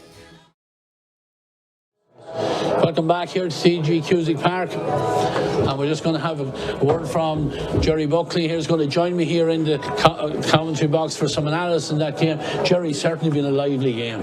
Ripping game, great value for money for spectators there. Tremendous game really so far. Nothing in it obviously on the scoreboard, but you know the Downs' abilities to get goals there has kept them in it, and not only have they scored 3, but they've looked capable of scoring a goal every time they attack, and that'll be a worry for Tyrrellspass. I'd say Ray Sheridan will have to batten down the hatches a little bit at half time, or they're in trouble. But you know, then again, Tyrrellspass, if my stats are right, I don't think they've any wides. The Downs have 5. You know, Jerry Egan, probably his best days behind him, but he's 6 points there, 2 great scores from play and 4 frees, you know, and we saw in the first match, or the second match yesterday, Killucan missed a lot of handy frees and could have advanced to the final if they had a free taker, so a free taker is precious, and good to see Ger playing so well again. So it's a ripping game, thoroughly enjoyable, really looking forward to the second half. Yeah, absolutely, and the Downs got the goal early on, really set them up, and then unfortunate OG for conceded by Peter Murray, but it was a dangerous ball in from Tommy Riley. Had to react to it, but unfortunately just managed to divert it back past his own goalkeeper. But that certainly brought Tyrrellspass right back into the game, and they pushed on from that, led. But as you said, the Downs' ability to get goals is what has kept them in this game. It is, and the Downs seem to knock the stomach out of them for a few minutes after that, conceding a soft goal, which is perfectly understandable. It kind of knocks the spirit out of you for a while, but just an innocuous ball, and these things happen in sport. But terrific, really enjoying the game so far, and maybe hand you over to Kieran Galvin for a second here. Thanks, Kieran. Joined also here by Kieran Galvin. Kieran, there's something I want to ask about it. Do you think the disadvantage of, for the likes of St. Lomans yesterday and the Downs here today, where they went straight through to a semi-final and have spent 4 weeks without a game, is it a disadvantage to the team, do you think? Does it mean you're a slower start, or what's your opinion on it? It's hard to say for sure, Ray. I think for a team of Lomans' experience, I don't see it too much advantage. They're used to trying to peak at the right time. They're so experienced. They're county champions. The Downs are trying to make the breakthrough. It might be more of a factor for a club that's trying to emerge and try and prove themselves at this level. An unusual game today. Jerry's covered most of the points, Ray, but if you look at the scoreline, 7 scores from the Downs, 11 scores for Tyrrellspass, and yet the sides are level. You've mentioned to Jerry, and Jerry's covered it, the goal threat of the Downs keeping them in it. Tyrrellspass would have to try and find a way to plug those gaps. Jimmy Ganood is excellent at the back, but he needs help to cover those runners, and obviously Niall Mitchell is so physically strong and has a big advantage in strength on his direct opponent, Conor Slevin. Yeah, Jimmy Ganood has his hands full trying to deal with Luke Loughlin. He has done very well in that, kept Luke to 1 point in that first half. That's job well done by him. game. I'm quite sure in the Sheridan and his mentors would be happy if they thought before this game that Luke Loughlin would only have 1 point in the opening half. But as you said, Niall Mitchell is a huge threat in more ways than one. He's a big, powerful man. Absolutely, big, powerful man. On the other end, Dean McNicholas made a great start to the game. Tyrrellspass need to get him back into it, Ray. I think in the second half he made a good start, but just went out of it. Maybe the ball didn't go his way, but they need more from Dean to support the brilliant work of Jerry Egan. Yeah, and I know I have to say that the breeze has been a factor in that half, Kieran. It will be with the Downs in the second half. Absolutely, yeah. And it died earlier. I think it's picking up a little bit again, and it will be an impact in terms of free taking, and Jerry Egan might not get scores from as far out in the second half from frees. Look, thanks very much, Kieran, for joining us here. I have Shane Donoghue back alongside me here again. So the Downs are back out on the pitch here, Shane. You know, will the breeze be a huge factor in this in the second half? Will the Downs, you know, they've ran with the ball a lot of times into the breeze in the first half. Will they go along? Will they use Niall Mitchell in on the edge of the square and do what the Downs did in the Tyrrellspass did in the first half by hitting long ball into Dean McNicholas? Yeah, it doesn't always work that way either, sure doesn't? I think they've options now, Ray. With that bit of breeze, and Luke, we know Luke has a good boot on him, and if he can collect ball on the loop from distance, he can have a pop at a score. But equally, they can leave Niall Mitchell sitting right on the edge of the square. He might be easier to manage in there, you know, when you get a few bodies around him and make it more difficult for him from a Tyrrellspass perspective. But I think they actually have to look at the matchup between Connorslevin and Niall Mitchell, because that's the difference in the game at the moment. As much as the Downs have run through and got a couple of goals, Mitchell, when he's in the game, and we mentioned at the start, he kind of drifts in and out again, but he's so effective. And personally, I don't think Connorslevin is managing him well enough. Needs somebody maybe a little bit more physical, or that tighter. Val Sasikas maybe, or as I mentioned earlier, I think Nigel Hart would be a good match for him physically. Yeah, Niall, as he did at the start of the first half, the throw in at the first half, he's lying out in the middle of the field. So where there's matchups inside there, I'm sure they'll switch once the ball is in play. But certainly two big men, Charlie Drum and Niall Mitchell, out there in the middle of the field, along with David Lynham and Adam Flanagan, 4 big men there around the centre. So I'm sure things will just pair off again once this ball is thrown in and the game starts. But yeah, things have gone so technical and so analysed now, Ray, that every ball is an opportunity to win possession. So that's why the big men are out in the middle for the throw-in, but they'll change their positions very quickly afterwards. Yeah, Niall Mitchell got a hand to that. Charlie Drum gets the breaking ball, and the free is taken, bited down, giving in here, a little push on the back there on Andrew Kilmartin, but the referee allows it to go on, and Niall Mitchell is coming onto the play, and Niall with the left foot, a dangerous ball across, but Jamie Ganood reads that very well out in front of Luke Loughlin, and he's giving it on to Adam Flanagan. Adam turns back around, and Dennis calls for the ball, and he gets it, and fired on out as far as Kieran Garrity. Kieran back to Dennis Lennon, and Dennis been told to move the ball down the line, but he comes inside. Connorslevin, the latest man to handle it back now as far as Dennis, and he fires it on to Aaron O'Brien, making the run out towards the sideline. Slips, goes to ground, but holds the possession back as far as Val Siskin. Val looked like he was being fouled. He was fouled.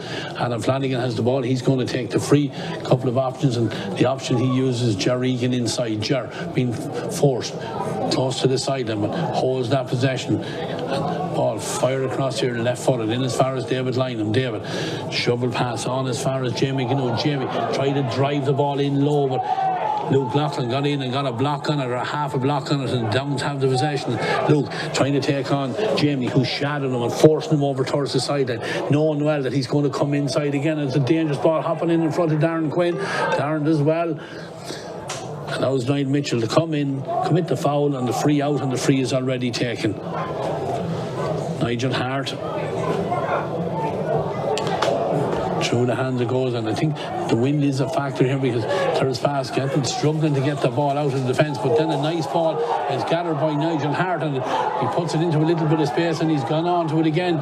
Takes a heavy shoulder then as he just gets rid of the ball there, and Charlie Drum could be in trouble here. I think Charlie Drum was already on a yellow card, and the referee is certainly calling him over. Now he's got a decision to make. There was a coming together, let's call it, certainly, and it is a second yellow, and 2 yellows make a red, and that's now does that tipped the balance back in favour of Tyrrellspass, Shane, because playing against the wind, but now the Downs only with 14 men. Yeah, that's a massive blow to the Downs. Charlie Drum is one of their driving forces as well. But I've not look. There's so much on the line today. It's a semi-final. Tyrrellspass has been here a few times before. The Downs, as Kieran mentioned, is trying to emerge as a team. But I just noticed it off the ball. There's quite a bit more niggle coming into this. This is going to get very physical. There's going to be quite a few less scores, I think, in this half. Tyrrellspass have played the game a little bit slower. Get it in Dennis Glennon's hands. He seems to be a bit of a quarterback. I know Jamie Gnu came up the last time, but he's not ideally the man that they want delivering that ball into Dean McNicholas. But yeah, big blow for the Downs now with Charlie Drum, and I'd imagine that might take Mitchell out from the threat inside and have to come out towards the middle of the field to match up physically with Tyrrellspass. Yeah, one player we had forgotten to talk about at the start of the game is the Downs inter-county starter as well, Johnny Lynham. Johnny, I think, carried an injury for the last couple of games, but I see him here on the sideline ready to be introduced, so he'll be certainly an asset for the Downs coming in. But they are down to 14. Jerry Egan has the ball in his hand. There was a heavy hit there. I think it was Nigel Hart, the man that got the foul on him as he was coming in with that ball there. But it's going to be a free now, and Jerry Egan is going to take this. He's on the 45, but I'm sure by the time he kicks it, he'll certainly have robbed a couple of yards over it. You can see from the jersey there how strong the breeze is, and then thinks better of going for the shot and gives it back as far as Nigel Hart to Adam Flanagan and back to Adam again. Adam holds on to that ball, gives it inside. Nigel Hart has a little bit of space, takes on his man, and then gives a nice ball back out to Jerry Egan. Jerry going central, swings the right foot at it, it's high, umpire's looking up at it, and I think that's the difficulty of kicking into the breeze there. That one just swung across the front of the goals and wide. Yeah, and he knew that the free was outside his range into that. They tried to work that good scoring opportunity, just maybe 5 or 6 metres closer to the goal. He did get the shot away unopposed, but into that breeze and kind of getting the shot away quickly, it's not an easy strike to take, Ray. Yeah, Dennis Glenn has won the kick out for Tyrrellspass, and he's driving forward here now. Little shovel pass into Gerard, who gives it back to Nigel Hart. Nigel thought about pulling the trigger on it, moves the ball across. Shot comes in from Aaron O'Brien, and Aaron knew as soon as it left his boot he was leaning, trying to will it between the uprights, but unfortunately doesn't work out, and the ball has gone out over the end line and wide, and Trevor Martin with the quick kick out down the far side of the field. The Downs go very close to the line. Great work there. I think that was Conor Coughlin. Conor flicked the ball over the heads of a couple of players. It was into space. He was pushed, but certainly maybe a good free to give away, because Conor Coughlin has huge pace, and in fact with that, Downs number 5 Conor Coughlin, in replacement number 17 Jonathan Lynham. Just I was singing Conor Coughlin's praises. The line down below us on our right hand side have called him ashore, and Johnny Lynham has been introduced. Yeah, and I'm sure this is partly relating to being reduced to 14 men, Ray, and having to restructure. But it'll be very interesting that last attack from Tyrrellspass, Dennis Glenn, a 38-year-old, left some boys in his wake going through, and it'll be interesting to see how Tyrrellspass manage this extra man. Will they push Dennis a little further forward? He has been a prolific forward all his life, but then they're going to what way will they match inside, and who will they give the sweeping job to? But I noticed that Mitchell is quite a bit further out the field now, Ray, and that'll make a difference to how Tyrrellspass set themselves up. Yeah, he's on the run with this ball as well. Johnny Lynham introduced first chance of a kick at the goal, and what a introduction for the number 17, because he fired that one over the bar. Lovely play there. Niall Mitchell just got the ball, took on a couple of players, showed great pace, got out by them, and then laid it off to Johnny Lynham, and Johnny fired it over the bar. The kick out, broken down in the centre. Who has the ball? Tyrrellspass man has it, trying to get out through. It's Nigel Hart. Nigel is fouled, trying to get through.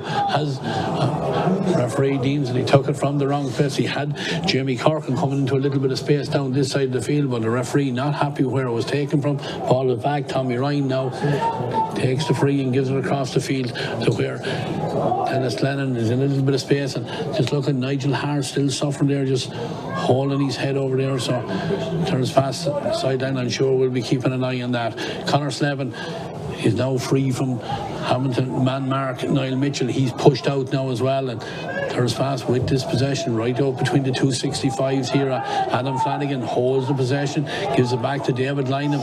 David, too casual there, and Niall Mitchell comes in with a big long arm and got a touch to it, and he was fouled, and the ball taken quickly. Not the best one in the world, but Luke Loughlin was on a run there with Darren Quinn, and ball has gone out of him. I think the referee is going to call the play back because the free wasn't taken in the right position, but there was certainly good heads-up play there by the Downs, because Luke Loughlin was a lot of green grass in front of him, and we know the way Luke can cover that ground, and certainly if it had gone to hand, it was another opportunity for goal, and maybe Keith O'Brien probably would have called the ball back, but certainly it was good heads-up, and there's a player going to be booked in there now for Tyrrellspass. I think the referee is certainly in there having a word. It's a black card. I think it's the fullback Jamie Corcoran. Yeah, you see who it is. I think that's who it is, but certainly a black card. 14 men apiece. It is Jamie Corcoran, yes, just checking here to see the number 3 on his chest as he comes off, so he will sit in the dugout for 10 minutes, but he will be able to come back into it. But play now will resume with this free from Luke Loughlin, but 46 metres out. Drives it in and drives it over the bar. Lovely kick there from Luke Loughlin. Yeah. 2-point lead for the Downs now again, Shane. 8.5 minutes into the second half. Yeah, a little stop-start again at the start of this half, Ray. You know, like we said, it's going to be a physical game. I was looking for Nigel Hart to impose himself a bit more in the game, and he started the half well, was after getting 2 clouts around the back of the head, and it just kind of slows him. But he's on the ball again. I think he had a huge game in the quarter-final, and he's going to make a difference to Tyrrellspass if they're going to come out the right side of this result. Yeah, Jamie Gannoon is the latest come into that, and in fact, Nigel Hart was on the ground and almost gone his way, but then the ball broke kindly from him.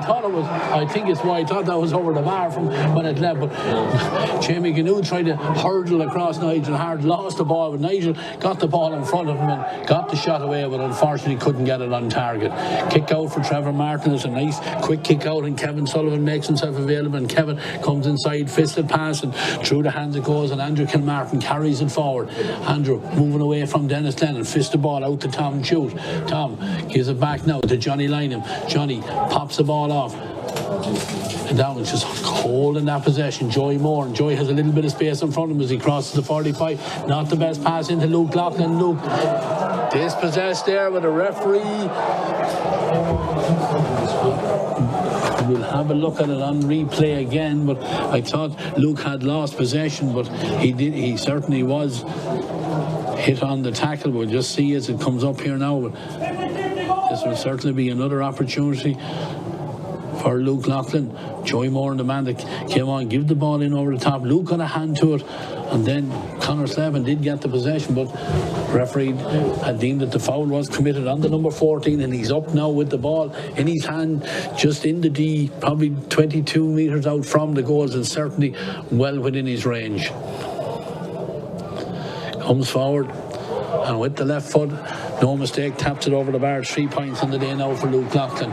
3 goals and 7, 16 points, 1 goal and 10, 13 points. The Downs in the lead. We're just 10.5 minutes into this second half. Kick out from Darren Quinn. Joy Moore is trying to get in front of Kieran Garrett, but Kieran does very well. Hops the ball on the greasy surface, almost hops away from, but gets the possession back, and then the foul is committed, and the free is given, and the free is fired across into the centre where Conor Slevin breaks the tackle, gives it on now to Adam Flanagan. Short ball on to Val Siskins. Val holding the ball, has a little bit of time to look up, and with the right foot drives it into the wind, looking for Dean McNicholas. Ball hops, Dean gets a hand on it, doesn't hold on to it, and the Downs are back in possession again.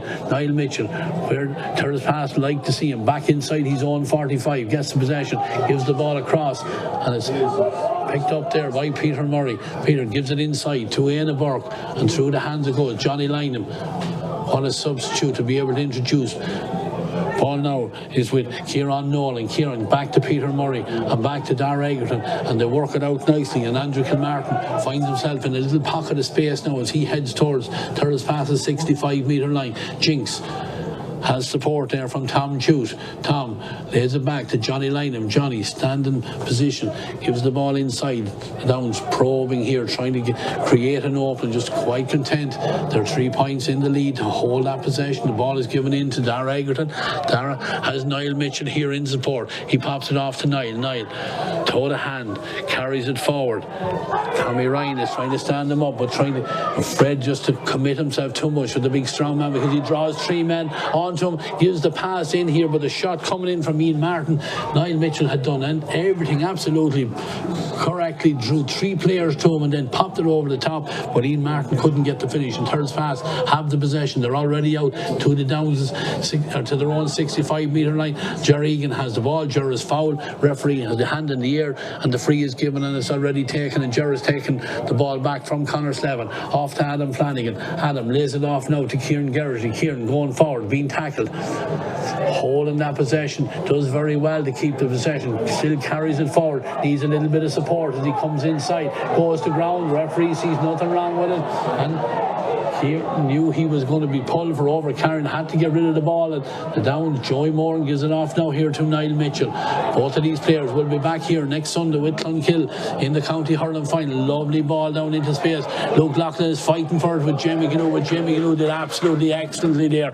Ball hopped, broke free, and on the bounce, Jamie got a fist to it, had the man in support there, the sweeper Dennis Lennon, who backed him up, and Dennis wins the possession, and Tyrrellspass are now out in the middle of the field with Jerry Egan. Jerry carries it forward, again being shadowed and forced over towards the side with great strength, and he shrugs off his man. He's heading towards the 20-metre line. Little low ball in front of Dean McNicholas. Dean stoops down, picks it up, tries to come outside, gives it back as far as Jerry Egan. Jerry has a look at the post, takes the shot. The umpire looks at it and looks at it coming right across the front of the goals. 2 subs been introduced at the one time. Substitutions for Tyrrellspass. Number 9, David Lynham, being replaced by number 18, Conal Dunn.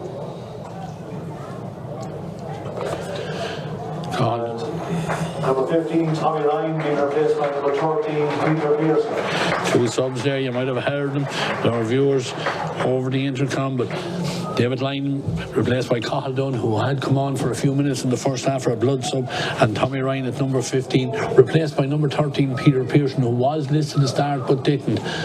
But Trevor Martin has got us underway again, rolls the short kick out, and the Downs have the ball. Hannah Burke coming forward into the Tyrrellspass half the field. Joey Moran. Joey leaves it off to Johnny Lynham. Johnny looks up, looks for Luke Loughlin, fires, but I think that's going to have a little bit too much on it, because as soon as it hits the ground, it skips away harmlessly out over the end line, and a bad ball in. But a little bit of a lull in this second half so far, Shane. Yeah, a little bit, but I'd say it's part of Tyrrellspass trying to manage their black card. You know, the black card was issued on 8 minutes and 3 seconds, I think. So they've probably 3.5 more minutes to retain. They've only conceded 1 point during that period. You know, the Downs will see out the rest of the game with 14. Tyrrellspass will have their extra man back on for the last crucial quarter or 12 minutes of the game, and I'd imagine it's part of that game management that has taken the sting out of the game. But look, we talk about Niall Mitchell and his physical prowess, but I guess we don't give him enough credit for his vision and ball distribution off both hand and feet. You know, he does get a lot of attention when he receives the ball, Ray, but he's always able to offload it. Yeah, opportunity here for Tyrrellspass. Dean McNicholas had an opportunity to pull the trigger there, but Mark Kelly did absolutely brilliant to get a hand on it as he hopped it, and then had support there, and the Downs turn it over. Joey Moore. Joey will drive forward at every opportunity. Looked like it was a foul on him just as he got rid of the ball. The referee, yes, he's calling it back there. I thought there was, and the free is going to be for Luke Loughlin. His free just inside Tyrrellspass 45-metre line, 6 or 7 metres in from the sideline. It's the suitor left foot kicker, and I would expect that Luke will pop this one on the ground. Yeah, and a sloppy tackle by Conor Slevin again. I'd be disappointed with some of his tackling today.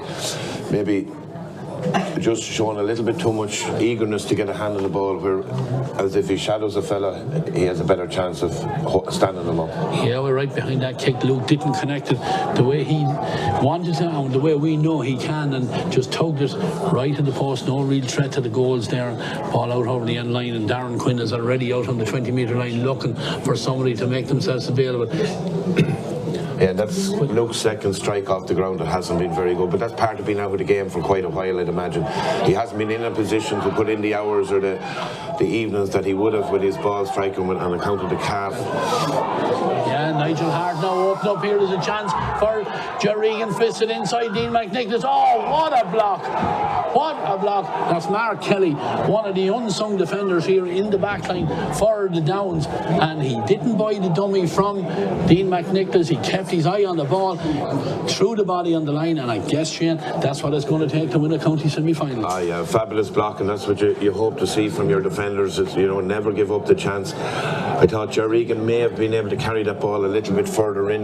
Dean McNicholas should have looped a little bit to get himself more central as well. By the time he received the ball, it was a very narrow angle, but all credit to Mark Kelly for that full-length diving block. And that's the second possession that Dean McNicholas has had in the last couple of minutes that Kelly has come out on top with the exchange. Yeah, 45 to try to work it short. Jamie Ginoud has gone in and he's on the return pass. He takes the shot. The umpire looks at it, but again, an opportunity lost there by the men from Tyrrellspass. Jamie Ginoud there clipped, and we see Tyrrellspass are back to the 15 men now because Jimmy Corcoran has just come back in. But I think sitting here in the stand, Shane, we probably don't realise the strength of the breeze and how difficult it is to kick it into that breeze. Yeah, it is difficult. We'll see now what this extra man is going to do for Tyrrellspass to see out the game. They're not. We saw in the quarter-final they were behind for much of the game, and they didn't panic. They played on through, and they'll trust themselves that they have firepower to get 2 or 3 more scores. The question is now, can they pin the Downs back into their half against that wind? The outlet for the Downs is going to be that little bit easier with a wind on their back. So, but so far the Downs are stepping up very well defensively. You know, they're dispossessing. Tyrrellspass haven't gelled quite as a team, and now Luke Loughlin's on a rampage down. Oh! Heavy tackle there on Luke Loughlin. Connor Slevin, he's saying to his shoulder. Keith O'Brien, I don't think he's going to agree with it. He has the notebook out. We'll see what colour will the card be. Certainly Luke Loughlin is certainly on his bike there, Shane. Yeah, Luke was after getting the ball from the outlet and put the boot down. Connor Slevin again totally committed himself to that tackle, where if he maybe took a bit from his colleague Jamie Ginoud and learned to shepherd a man out to the wing and force him down that side. Luke's a predominantly left-footed player. He's after getting away with a yellow card, Ray. I think, you know, that could have been seen a little bit on the cynical side. He could have merited a black card, but essentially he got away with it, and he'd be glad to take it now. Yeah, because there was a lot of room inside there if he was skint, and if Luke had got into that space, it was probably 40-50 metres of space for him to run into, and at the pace that Luke Loughlin runs, it wouldn't have taken very long to be closing down on the goal. But that's what it is. Keith O'Brien deals with the incident. Yellow card for the number 6 from Tyrrellspass, and from the shortly taken free, another foul committed, and Trevor Martin has come out a long way from the goal to take that free back from his teammate, and the ball is now with Niall Mitchell. And now Connor Slevin has got to be careful because he can't foul again. The ball is in over the top. Just a little bit too much on it from Niall Mitchell, and Dennis Lennon steps in, wins the possession back. Jeremy Corcoran back as far as Stephen Quinn. Stephen comes this side. He sees that Connor Slevin has remained in a little bit of space, comes inside, a little pass on now to Cathal Dunn. Cathal lifts the head up and sees that Adam Flanagan is available for the pass. Adam gives it off now to Ger Egan. Ger with the right foot, looking for Peter Pearson, who has just been introduced. Peter takes on his man, closed down. Again, great tackling there by Ian Burke. 2 men on the ground. Ball is touched on the ground, so the referee is touched on the ground by the Downs man. He deems, and it's going to be a free in, and another sub about to be introduced down below us here for Tyrrellspass. But we'll watch as this free is. Yeah, the sub was introduced. Aaron O'Brien, the man that's been replaced, and the man that's coming on is number 17, Peter Clark. It's being replaced by number 17, Peter Clark. Peter Clark, young player, is going to be back here next Sunday for a hurling final as well. But he won't be thinking of that now. He'll be hoping to be back the following week again with Tyrrellspass for a senior football final and do the double. But Tyrrellspass have a chance now with Ger Egan about to take this free. It's just outside the 20-metre line with the right foot. Thought about going short for a second. It's a difficult kick, Shane. You know, and yeah, it's a crucial kick. It's a crucial kick, Ray. They haven't registered a score in quite some time, and it'll reduce it to the 2-point game if he makes it. And look, Gerard, he does, absolutely. As accurate as he is, he makes it. And now we're in for a frantic finish of 8 minutes of normal time, and whatever bit of injury time is here. I know the Downs are leading on the scoreboard, but I think it's slightly advantage Tyrrellspass now. If they can squeeze a couple of kickouts, clip one more score, they'll see that there's a finishing line here for them. But the Downs won't give up, Ray. Yeah, Trevor Martin has it on the 20-metre line. He's going to go along with this one. The wind is on his back. He's firing it out, spinning in the air. Great break down there by Nigel Hart. Gets the possession back for his side because Adam Flanagan wins the break. Through Dennis Glennon and on to Jerry Egan. Tyrrellspass with Dennis on the loop, coming forward. Fisted ball gathered over there and through the hands of goals. Val Siskus, Val thought about pulling the trigger himself and then gives it back to Gerard, and it's not a good ball. That put Gerard Egan under a terrible lot of pressure, and dispossessed there. Aina Burke, Aina gives it on to Niall Mitchell. Niall, strong man, steps inside the tackle, carries it forward. He's gone across Tyrrellspass's 45-metre line, gives it on now to Tom Chew. Tom in a little bit of space.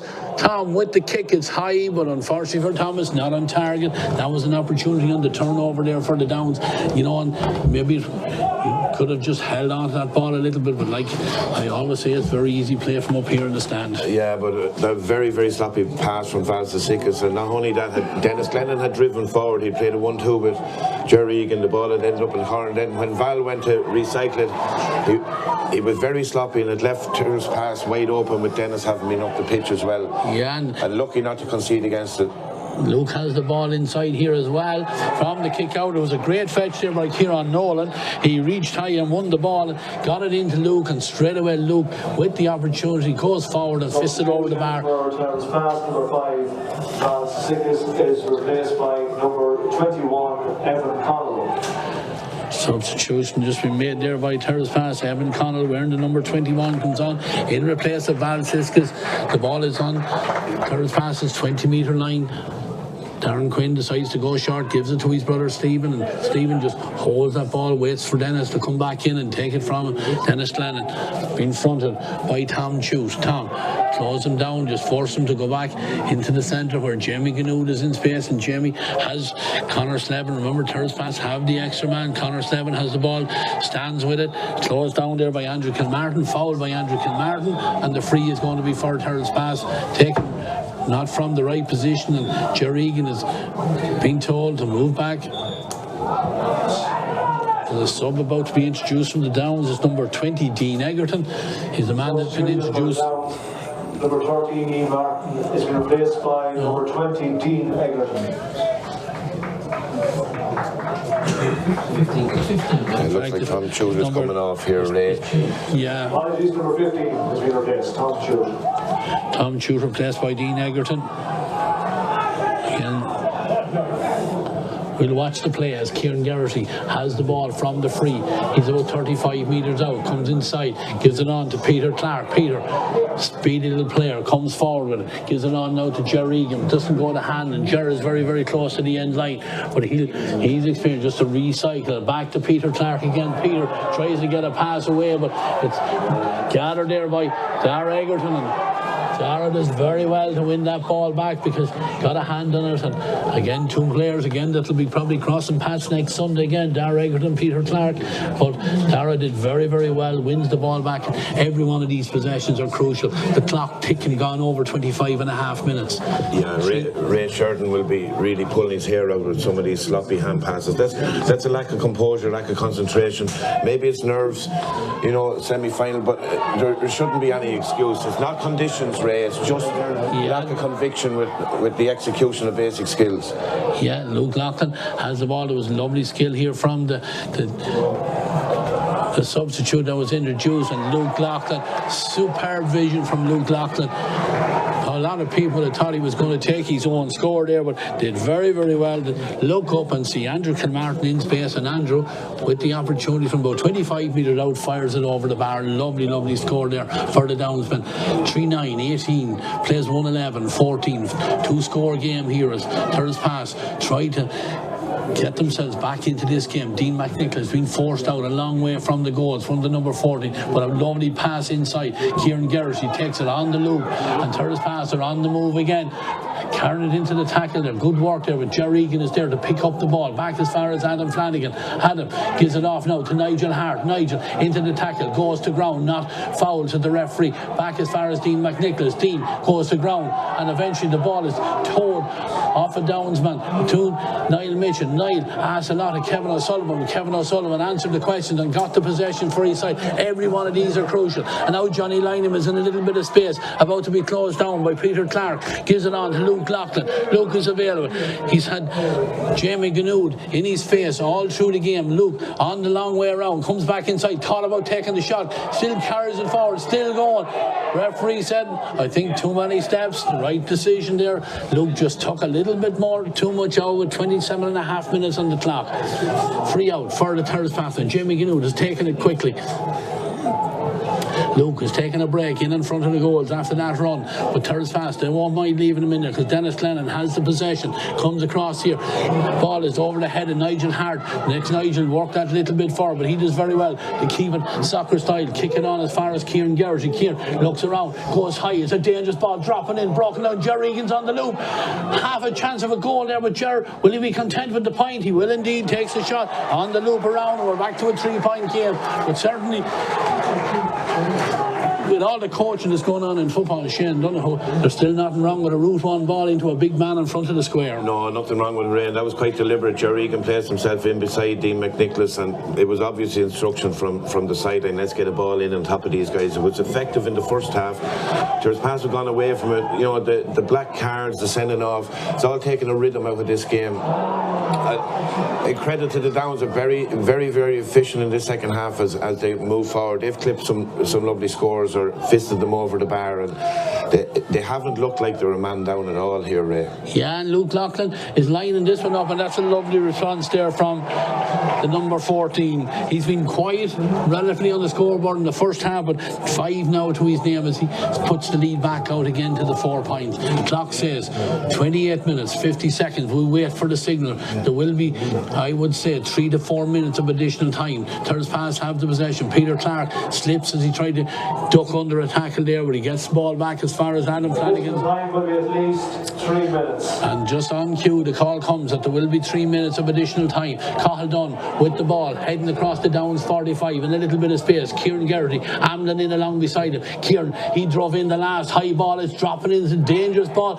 It goes off a hand of a Downs man away from the danger area, and Aina Burke reads that very well and gets it away for his side now, and the Downs moving forward. Down the far side they go. Remember, they're down to 14 players. They're carrying it forward. Ball is given inside. Through the hands it goes. Ian Martin, the latest man, and then he waits for Luke to make himself available, and Luke on the spin around takes a shot. The umpire looks up at it, but again that doesn't trouble the scoreboard keeper. That one has gone across the front of the goals and wide, and Darren Quinn is certainly in a hurry now with this kick out. There's a spare man over this side if he wants to use him. It's Kieran Glennon. The Downs trying to get over, trying to get Joey Moore over here to close down the avenue down this side of the field. Clock has just ticked over the 30 minutes. Dennis Glennon, little ball, pops it in to Jamie Corkin and on to Nigel Hart. Tyrrellspass will not give up without a fight.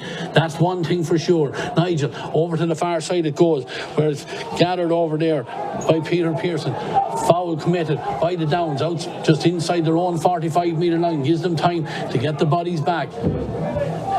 3 goals in 10, 19 plus 1 goal in 12. That's 15, 4-point game. Yeah. Tyrrellspass with this free, the ball brought in. It's now very much a scoreable opportunity for Jerry Egan, and if Jerry can get this one over the bar, we're back to a 1-score game with probably 2 minutes still remaining on the clock. Jerry with the right foot curls it in, it's curling in the inner, and it's curled over the bar again. A lovely score there from Jerry Egan. Yeah, Trevor Martin will be in no hurry to take this kick out. Ray, we're gone into the first minute of the possibly added 3 or slightly more. You know, he's going to walk himself out. To be all sorts of things and efforts made to slow this down. The Downs will be happy to foul any man from Tyrrellspass that gets his hands on the ball at this stage of the game and take whatever repercussions that come with that. And a huge kick out to the right man in the right place at the right time, Niall Mitchell, and grabs the ball, calls the mark, and then fires it in front of Luke Loughlin. Luke, about to take on Jamie Glennon, Jamie Gnu, not for the first time today, but this time on his right foot. That one is a little bit wasteful there. Maybe that was enough just to hold the ball. We see there's a signal coming from the line. There's another sub about to be introduced from the downs. It's number 19, Jack Carroll. Number 10, Andrew Kilmartin, being replaced by number 19, Jack Carroll.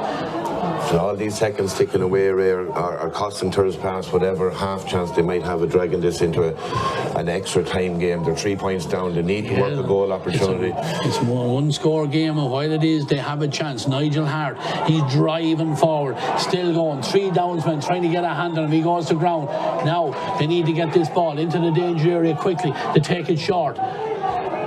Recycle it back as far as Kieran Garrett. Kieran has delivered a couple of quality long balls in. This time does very well to open it up over on the far side where Jamie Ganood is in space. Jamie with the right foot kicks it in, is hanging. Up goes Niall Mitchell.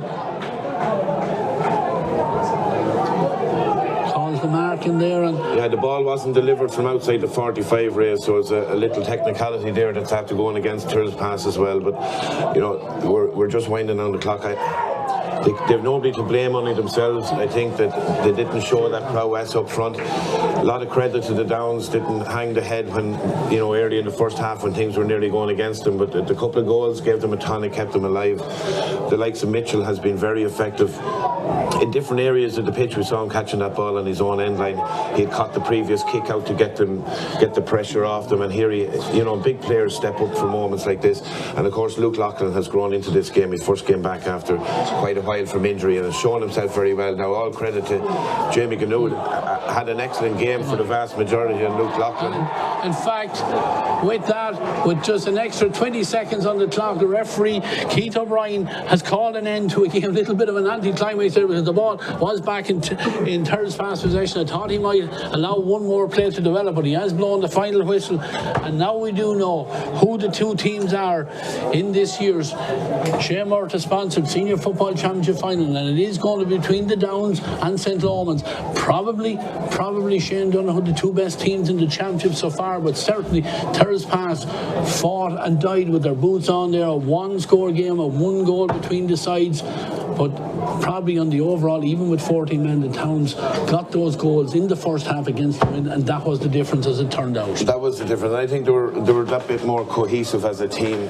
Tyrrellspass have loads of quality all over the pitch, but it seemed like individuals trying to drive this game across the line instead of working more so as a team.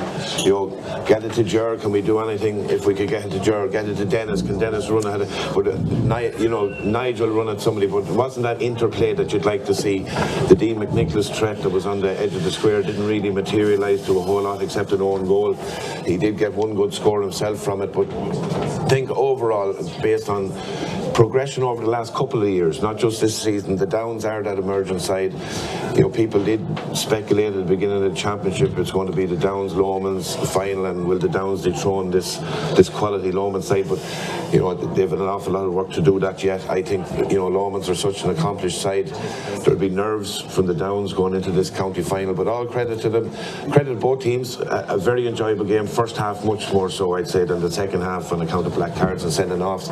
But yeah, the two teams that we probably say on form and on merit are there in the county final for this day 2 weeks. Yeah, Luke Loughlin finished with 5 points to his name, a goal from Niall Mitchell, a goal from Ian Martin, a goal from Andrew Kilmartin, Jerry Egan with 9 points from Tyrrellspass, and I suppose that proves it, like they were so dependent on him for those scores up front. But Gerard does what Gerard does. He kept his side right up to the depth, but I think overall big men stepped up, and you know, none more so than Niall Mitchell, probably the biggest man out there on the field, and he was absolutely outstanding at both ends lines and even around the middle of the field. Like you said, he won balls, when the clock was dying down and they needed to win them. He'll have to go now, of course, and get ready for a senior hurling final next Sunday, so he'll be expected to produce again that day.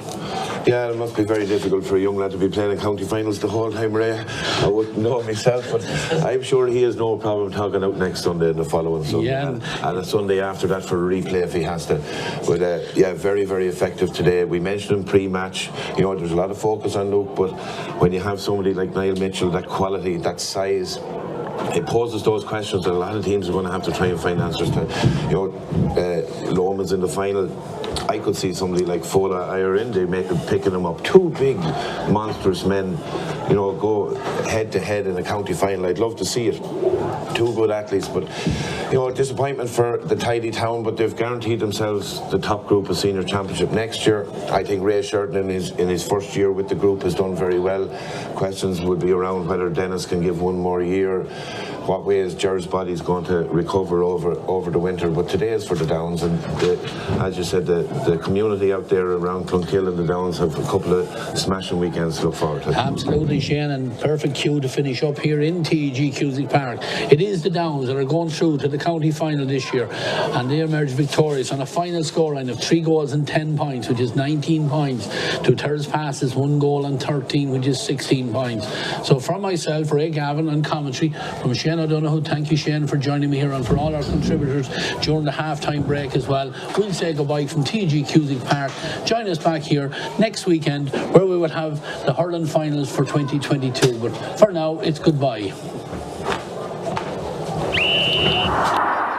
TEG, proud sponsors of TEG Cusick Park, serving aviation, biopharmaceuticals and medical industries across the globe. TEG has been to the fore in the fight against COVID-19 with our customers and partners. A local business employing local people. Visit teg.com/careers to learn more. Wishing all our GAA patrons a safe passage through the championship.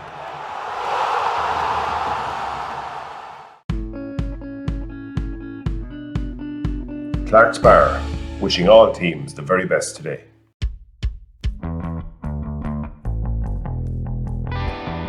Rytech, proud sponsor of the Westmeath Intermediate Football Championship. Cusick Park pitch is 145 metres long. Imagine 3 of these bridge beams will make up the length of the pitch. Now transport 30 of them from Harney to Kildare. A challenge overcome by a great team with the support of a great community. My name is Pat Barrett, Project Manager, Shamer to Precast.